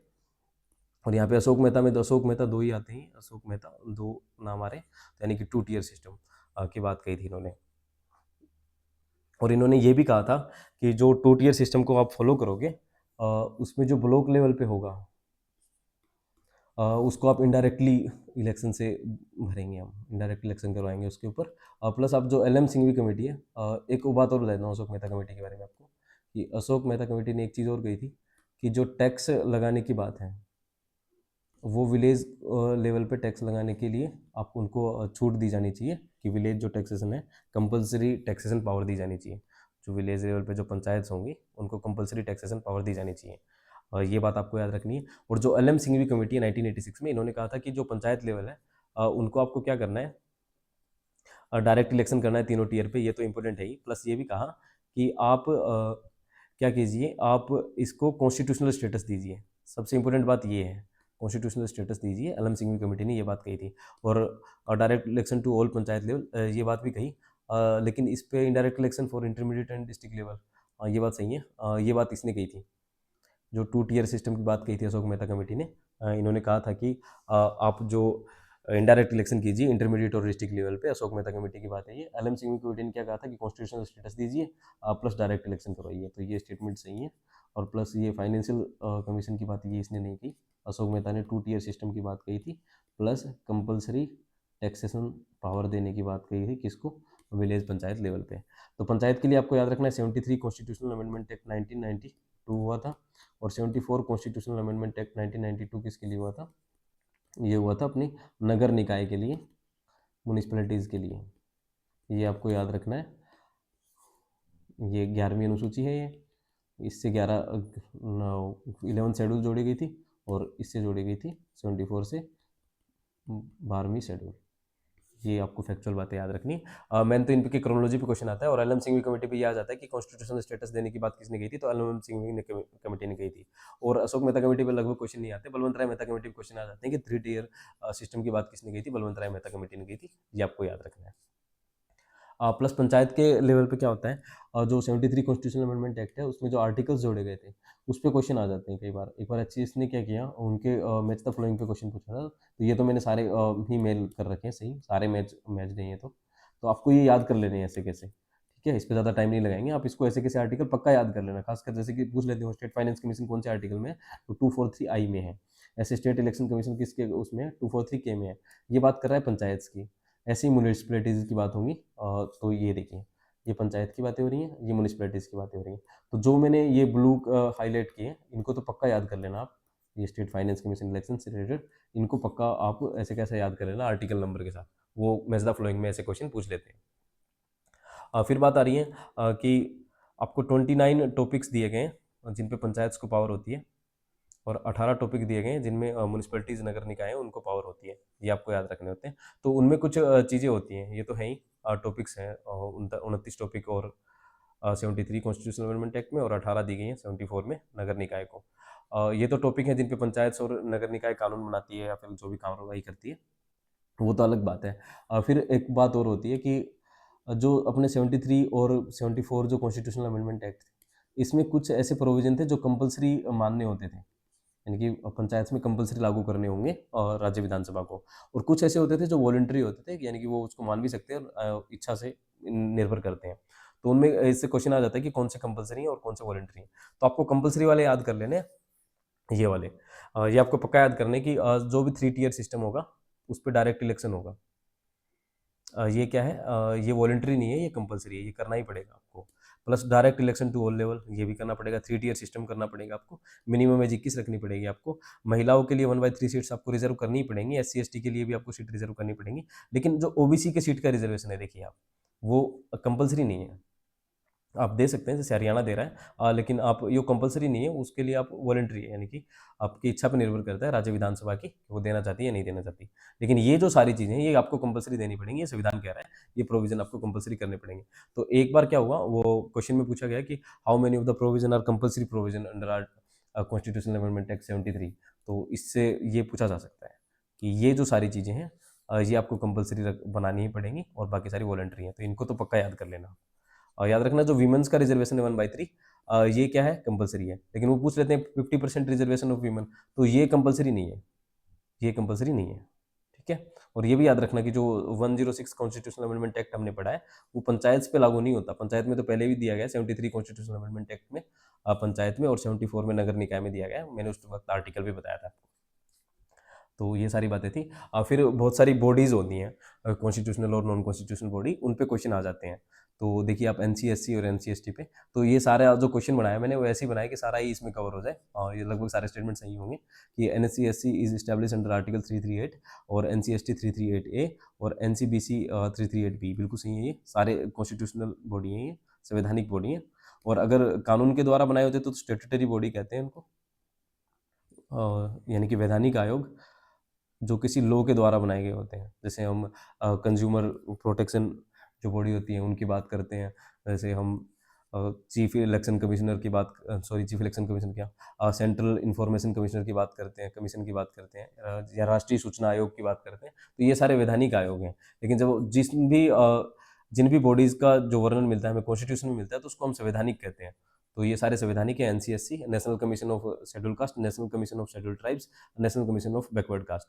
तो आपको ये याद रखना है, जो एनसीबीसी था, ये शुरुआत में ये कॉन्स्टिट्यूशनल नहीं था। इसको 102 कॉन्स्टिट्यूशनल अमेंडमेंट एक्ट के द्वारा 2018 में इसको कॉन्स्टिट्यूशनल दर्जा, यानी कि संवैधानिक दर्जा दिया गया है। इस पे क्वेश्चन पूछा जा सकता है, आपको ये याद रखना है। प्लस जो आर्टिकल 338 जो है आपको, इसमें पहले एनसीएससी और एनसीएसटी दोनों थे। फिर 89 कॉन्स्टिट्यूशनल अमेंडमेंट एक्ट 2003 में क्या किया कि इसको अलग से बना दिया, 338A कर दिया, और इसको एनसीएसटी अलग कर दिया इससे। ठीक है, ये बात आपको याद रख लेना। यानी एनसीएसटी एससी और एनसीएसटी दोनों एक थे, इसको अलग कर दिया गया था 89 कॉन्स्टिट्यूशनल अमेंडमेंट 2003 में। याद रखना है आपको, जितनी भी जो एससी कम्युनिटी है, एसटी कम्युनिटीज़ हैं, ओबीसी कम्युनिटीज़ हैं, तो इनकी भलाई के लिए ये वो देते हैं, सजेशन देते हैं। प्लस जांच भी करते हैं बहुत सारे केसेस में। और जो ये जांच करते हैं, तो कई चीज़ों की इनकी पावर होती है, समन्स कर सकते हैं किसी लोग, व्यक्ति को जांच कर सकते हैं, इन्वेस्टिगेशन कर सकते हैं। तो इसलिए इनको सिविल कोर्ट्स की पावर मिली होती है, एनसीएससी को भी, एनसीएसटी को भी, एनसीबीसी को भी, तीनों को मिली गई होती है। तो ये कह रहा है कि whereas NCBC does not have power, तो ये तो गलत है स्टेटमेंट, क्योंकि तीनों को ये पावर है। तो ये स्टेटमेंट गलत है, बाकी सारे सही हैं। तो यानी कि इसका आंसर आएगा 1 to 3 ओनली। तो ये आपको याद कर लेना है ऐसे कैसे, एनसीएससी, एनसीएसटी और एनसीबीसी कॉन्स्टिट्यूशनल बॉडीज हैं, ये आर्टिकल है इनके। तो इस पे क्वेश्चन आ जाता है। ये पूछ सकते हैं कितने, एक तो इसमें चेयरपर्सन होता है, एक चेयरपर्सन होता है, एक वाइस चेयरपर्सन होता है, प्लस 3 अदर मेंबर होते हैं। तीनों में ही ये होता है, और ये अपनी रिपोर्ट प्रेसिडेंट साहब को देते हैं, और फिर प्रेसिडेंट साहब क्या करते हैं, इनकी एनुअल रिपोर्ट को पार्लियामेंट के सामने रखते हैं। ये भी एक इंपॉर्टेंट बात है, आप याद रख सकते हो। और फिर कैग की बातें आ रही है, कंट्रोलर ऑडिटर जनरल जिसको कहते हैं हम, कि जो नियंत्रक और महालेखा परीक्षक होते हैं, ये जितने भी सरकार के अकाउंट्स हैं उनकी ऑडिटिंग करते हैं, मतलब उनकी जांच करते हैं कि भी सरकार ने जितना भी खर्च किया है वो कैसे कैसे हुआ है, तो उसके बारे में एक रिपोर्ट तैयार करते हैं ये। तो ये कह रहा है कि कैग क्या होंगे, act as a friend, philosopher और गाइड होंगे पब्लिक अकाउंट कमेटी की। देखिए पब्लिक अकाउंट कमेटी एक पार्लियामेंट्री कमेटी है, बहुत इंपॉर्टेंट फाइनेंशियल कमेटी है। इस पे क्वेश्चन आ सकता है पीएससी पे। याद रखना, ये इसमें 22 मेंबर होते हैं, और लोकसभा से 15, और राज्यसभा से 7 मेंबर होते हैं। और ये आपको याद रखना है, इससे इंपॉर्टेंट बात एक तो ये है। प्लस इसका जो चुनाव होता है, जो इलेक्शन होता है, उसमें सिंगल ट्रांसफरेबल वोटिंग सिस्टम और प्रोपोर्शनल रिप्रेजेंटेशन सिस्टम से इसका चुनाव होता है, जैसे जो राष्ट्रपति का जो प्रोसेस होती है, वाइस प्रेसिडेंट की जो प्रोसेस होती है, उसी से। याद रखना है आपको, इसके जो चेयरपर्सन होते हैं वो लीडर ऑफ अपोजिशन होते हैं। लीडर ऑफ अपोजिशन इसके चेयरपर्सन होते हैं, और ये भी आपको याद रखना है। और सरकार के अकाउंट्स का ऑडिट करती है।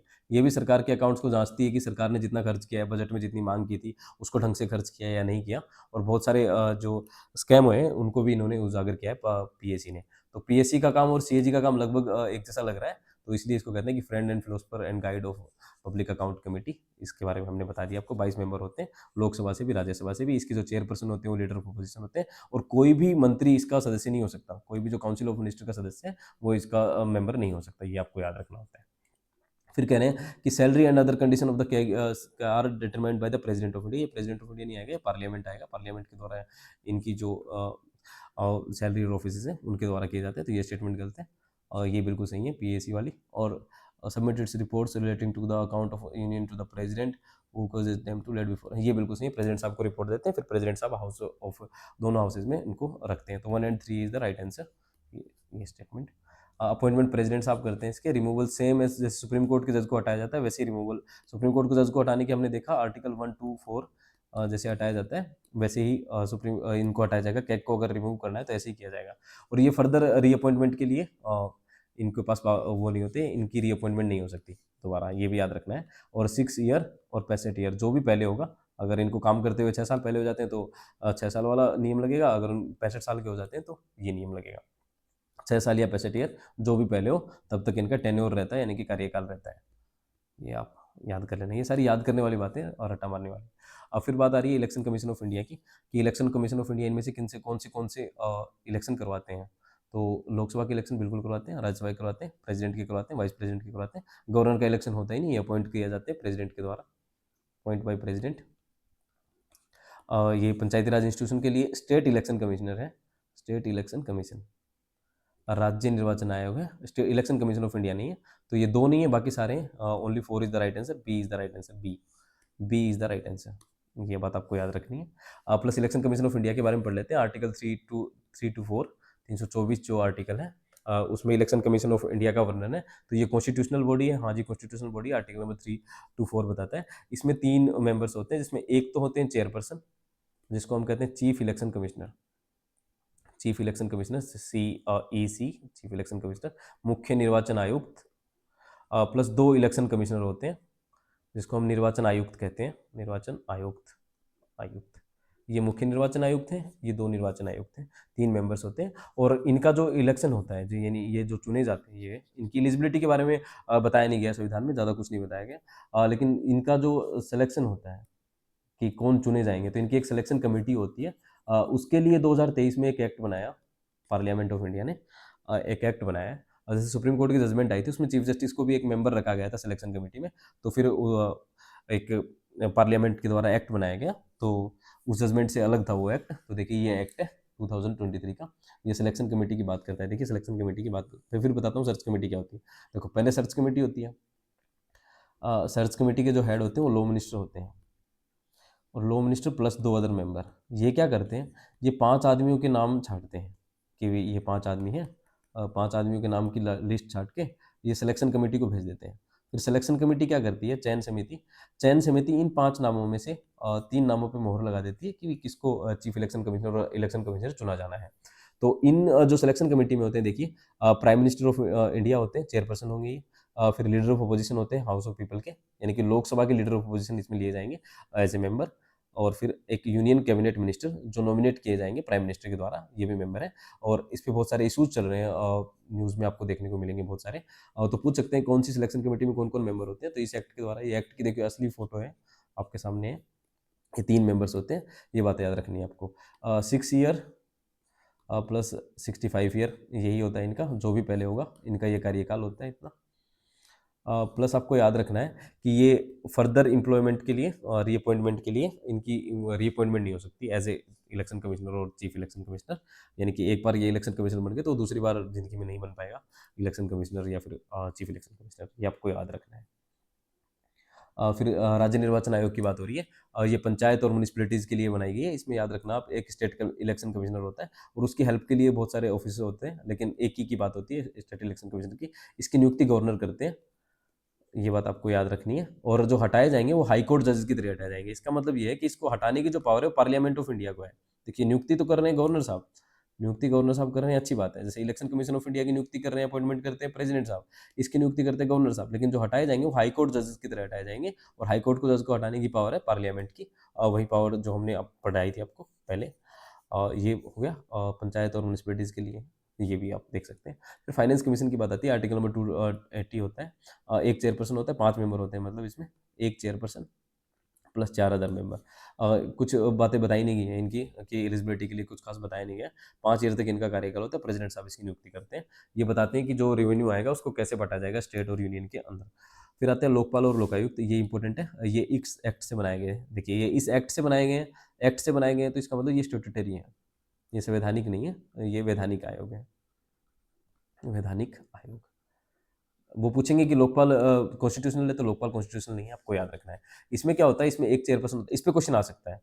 इसकी कंपोजिशन पे भी क्वेश्चन आ सकता है कि इसमें एक चेयरपर्सन होते हैं और अप टू 8 मेंबर्स, यानी कि 8 मेंबर तक हो सकते हैं। बस 50% जुडिशियल लोगों से आने चाहिए, यानी कि 50% जुडिशियल व्यक्ति होने चाहिए, जुडिशियल के जानकार या जुडिशियल से जुड़े हुए, उनका बैकग्राउंड जुडिशियल बैकग्राउंड से होना चाहिए। Plus SC ST OBC women's भी इनमें शामिल किए जाएंगे, ये बात आपको याद रखना है इन 8 मेंबर्स में, ये इंपॉर्टेंट है। प्लस इसकी जो अपॉइंटमेंट होती है ये भी एक कमेटी के द्वारा होती है। इसमें PM साहब होते हैं, स्पीकर साहब होते हैं, लीडर ऑफ अपोजिशन होते हैं। CGI और आएगा यहाँ पे, या तो CGI होंगे या कोई इमिनेंट जुरिस्ट होंगे, वो इसको शामिल किए जाएंगे। PM speaker Lok Sabha, speaker of Lok Sabha और leader of opposition in Lok Sabha, Lok Sabha के जो लीडर ऑफ अपोजिशन होते हैं वो, plus CGI plus eminent jurist, इनकी नियुक्ति करते हैं। 5 साल कार्यकाल होता है, 70 साल, यानी कि 5 ईयर पहले हो या फिर 70 ईयर पहले हो, उनका ये कार्यकाल रहता है, आपको ये याद रखना होता है। ये क्या करती है, अगर कोई भी ऑफिसर होता है, कोई भी गवर्नमेंट ऑफिसर होता है, उसकी जो करप्शन की जांच है उनके लिए लोकपाल बैठते हैं। और इसके लिए एक बहुत बड़ा आंदोलन चला था, उसके बाद ये एक्ट आया था 2013 में, जो अन्ना हजारे का मूवमेंट चला था उसके बाद। तो फिर देखिए, एपेक्स बॉडी है करप्शन प्रिवेंशन के नाम से। याद रखना कि मिनिमम एज रिक्वायरमेंट जो बताई गई है 45 ईयर बताई गई है चेयरपर्सन एंड मेंबर्स के लिए लोकपाल के। लोकपाल होता है यूनियन लेवल पे, यानी कि सेंट्रल गवर्नमेंट के लिए होता है लोकपाल। और जब स्टेट्स की बातें करेंगे तो उसको लोकायुक्त कहते हैं। देखिए, स्टेट लॉ के लिए होता है ये Lokpal and Lokayukta act. Act वही है 2013 वाला, वो पूछ लेते हैं कि कौन से एक्ट से बनाया गया, तो एक्ट वही है और 2013 वाला। लोकायुक्त होता है स्टेट्स में और वो होता है सेंट्रल लेवल पे। कंपोजिशन देखिए, इसमें एक लोकायुक्त होता है प्लस उप लोकायुक्त भी होते हैं। अपॉइंटमेंट कौन करेगा, गवर्नर साहब करेंगे, वहाँ पे प्रेसिडेंट साहब कर रहे थे। 5 ईयर 65 ईयर, ये याद रखना, थोड़ा सा फर्क आ गया, वहाँ पे 70 ईयर था, यहाँ पे 65 ईयर है, ये भी है। और रिटायर्ड हाई कोर्ट और जजेस होने चाहिए, इसकी योग्यता योग्यता मतलब जो भी चेयरपर्सन चुने जाएंगे उनकी योग्यता बताई गई है ये।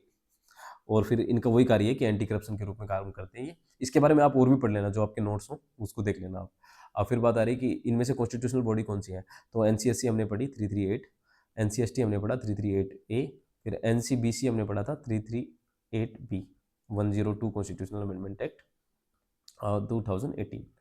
तो ये तो सारे कॉन्स्टिट्यूशनल बॉडी संविधान में लिखा गया। जो NHRC है, नेशनल ह्यूमन राइट कमीशन, ये protection of human right act 1993 का जो एक्ट था उसके द्वारा बनाया गया था। ये आपकी वैधानिक आयोग है, इसको हम कह सकते हैं कि ये स्टेट्यूटरी कमीशन है, ना कि कॉन्स्टिट्यूशनल, ये स्टेट्यूटरी कमिश्नर है।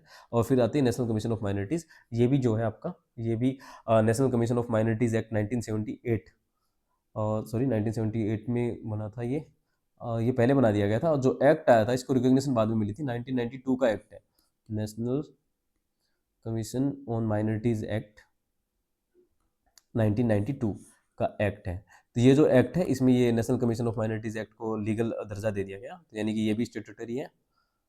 तो इसमें पूछा गया कॉन्स्टिट्यूशनल बॉडी कितने हैं, तो एक स्टेट इलेक्शन कमीशन भी क्या है, कॉन्स्टिट्यूशनल बॉडी है। 3 बॉडी हैं इसमें जो कॉन्स्टिट्यूशनल बॉडी हैं। लेकिन आप इसके बारे में बात कर सकते हैं थोड़ा, किसके बारे में, NCM के बारे में। तो जो ये national commission of minorities act है, एक तो याद रखना है आपको माइनॉरिटीज़ के बारे में, आर्टिकल नंबर 29 और 30 जो बताता है, उसमें 30 में सिर्फ 2 माइनॉरिटीज़ की बात कर रहे हैं, यानी कि अपना संविधान 2 माइनॉरिटीज़ की बात करता है। एक तो रिलीजन बेस पे, धार्मिक बेस पे, प्लस एक लिंग्विस्टिक बेस पे, यानी कि भाषाई बेस पे। उसके अलावा कोई माइनॉरिटी नहीं बताता। लेकिन जो ये एक्ट है ये रिलीजन बेस पे 5 माइनॉरिटीज़ 6 माइनॉरिटीज़ को डिसाइड करता है, 6 माइनॉरिटीज़ बताता है ये। तो वो 6 माइनॉरिटीज़ कौन सी हैं, याद रखना आप। एक तो मुस्लिम, क्रिश्चियंस, सिख और जैन बाद में शामिल किया गया था। बुद्धिस्ट, एक सेकंड, एक क्या हो गया, देखिए रुक गया एक बार, कहाँ पे थे हम, यहाँ पे लास्ट स्लाइड पे थे हम। बता ही देता हूँ, जो national commission of minorities act था 1992 का, उसमें 6 माइनॉरिटी, रिलीजियस माइनॉरिटीज़ को दर्जा दिया गया है। तो उसमें कौन सी है, तो मुस्लिम है, क्रिश्चियन है, सिख है, बुद्धिस्ट आएगा एक, बुद्धिस्ट, एक जोरस्ट्रियन होता है, और एक होते हैं फिर जैन। ये कितने हो गए, 1 2 3 4 5, ये तो 5 हो गए ना। बुद्धिस्ट, जोरस्ट्रियन, 1 2 3 4 5 6, 6 हो गए। ये 6 ऐसी माइनॉरिटीज, रिलीजियस कम्युनिटी है जिनको माइनॉरिटी का दर्जा दिया गया है। मुस्लिम, क्रिश्चियन, सिख, जैन, बुद्धिस्ट और जोरस्ट्रियन, जिसको पारसी कहते हैं, इसको क्या दिया गया है, माइनॉरिटीज का दर्जा दिया गया है इस एक्ट के द्वारा। ये एक्ट भी न्यूज़ में आता है कई बार, तो इस पर क्वेश्चन बन सकते हैं। तो ये हो गई आज की स्लाइड, और देखते हैं क्वेश्चन नंबर 47। ये यूपीएससी का क्वेश्चन है, 2025 का ही क्वेश्चन है ये, यूपीएससी सीएससी का, सिविल सर्विस प्रीलिम का। तो देखिए पूछ रहा है लोकपाल के ऊपर, कि पब्लिक सर्वेंट के ऊपर वो जांच कर सकते हैं, but not to the Indian public servant posted outside India. नहीं, अगर कोई भी इंडियन गवर्नमेंट का पब्लिक सर्वेंट है तो वो आउटसाइड इंडिया भी अगर काम करता है तो उसके ऊपर भी जांच की जा सकती है, ये आपको याद रखना है। और बता रहे हैं कि only the chief justice of India whether incumbent और retired has to be its chairperson. नहीं, सिर्फ चीफ जस्टिस ऑफ इंडिया नहीं, उसके अलावा भी कोई जजेस हैं सुप्रीम कोर्ट के, तो वो भी बनाए जा सकते हैं। ये गलत स्टेटमेंट है, ये भी गलत स्टेटमेंट है। फिर बात कर रहे हैं कि 45 ईयर एज होनी चाहिए, ये हमने पढ़ाई पीछे, 45 ईयर एज मिनिमम होनी चाहिए चेयरपर्सन और मेंबर बनने के लिए, ये भी बिल्कुल सही है। और फिर कह रहा है कि प्राइम मिनिस्टर के अगेंस्ट लोकपाल जांच नहीं कर सकता है, तो लोकपाल प्राइम मिनिस्टर के अगेंस्ट भी जांच कर सकता है, तो ये भी स्टेटमेंट गलत हो जाती है। तो लोकपाल जितने भी सारे ऑफिस आते हैं स्टेट गवर्नमेंट और सेंट्रल गवर्नमेंट के अंडर, लोकपाल सेंट्रल गवर्नमेंट के अंडर और लोकायुक्त स्टेट गवर्नमेंट के अंडर, जितने भी सरकारी पद हैं इंडियन सर्वेंट्स हैं, उनके ऊपर जांच की जा सकती है। तो आज के लिए इतना ही। जानता हूँ बहुत सारी चीज़ें रह गई होंगी, क्योंकि लेकिन जो एक रिवाइज करने का जो आपका शुरुआत की हमने पॉलिटी को, आपकी पूरी ब्रशअप हो गई होगी रिवाइज पॉलिटी एकदम। तो आप क्या कर सकते हैं, इन तीनों वीडियोज़ की पीडीएफ देख लेना, अभी पीडीएफ को अपलोड कर देंगे हम थोड़ी देर में। तो इससे क्या होगा, आपको एक बार पूरी पॉलिटी का एक ऐसा वो मिल जाएगा, आपको पूरा करक्सा मिल जाएगा कि पॉलिटी में क्या क्या चीज़ें, और बहुत सारी इंपॉर्टेंट चीज़ें समझाई भी गई हैं। तो कुछ भी रहता है तो आप कमेंट कीजिएगा, और मिलते हैं फिर। और आप कोई भी आप फीडबैक जरूर दीजिएगा कि आपको क्लासेस कैसी लग रही हैं, और किसी भी टॉपिक के ऊपर, या पॉलिटी का कोई टॉपिक है, किसी भी टॉपिक के ऊपर आपको वीडियो चाहिए तो उसके ऊपर भी आप कमेंट कर सकते हैं, या फिर डीएम करो आप टेलीग्राम पे हमें। ये सिविल चौपाल हेल्प, सिविल चौपाल जो हेल्प नाम का अपना हैंडल है, इस पर आप कोई भी अपना क्यूरी या फिर कोई भी फीडबैक शेयर कर सकते हैं। तो थैंक यू।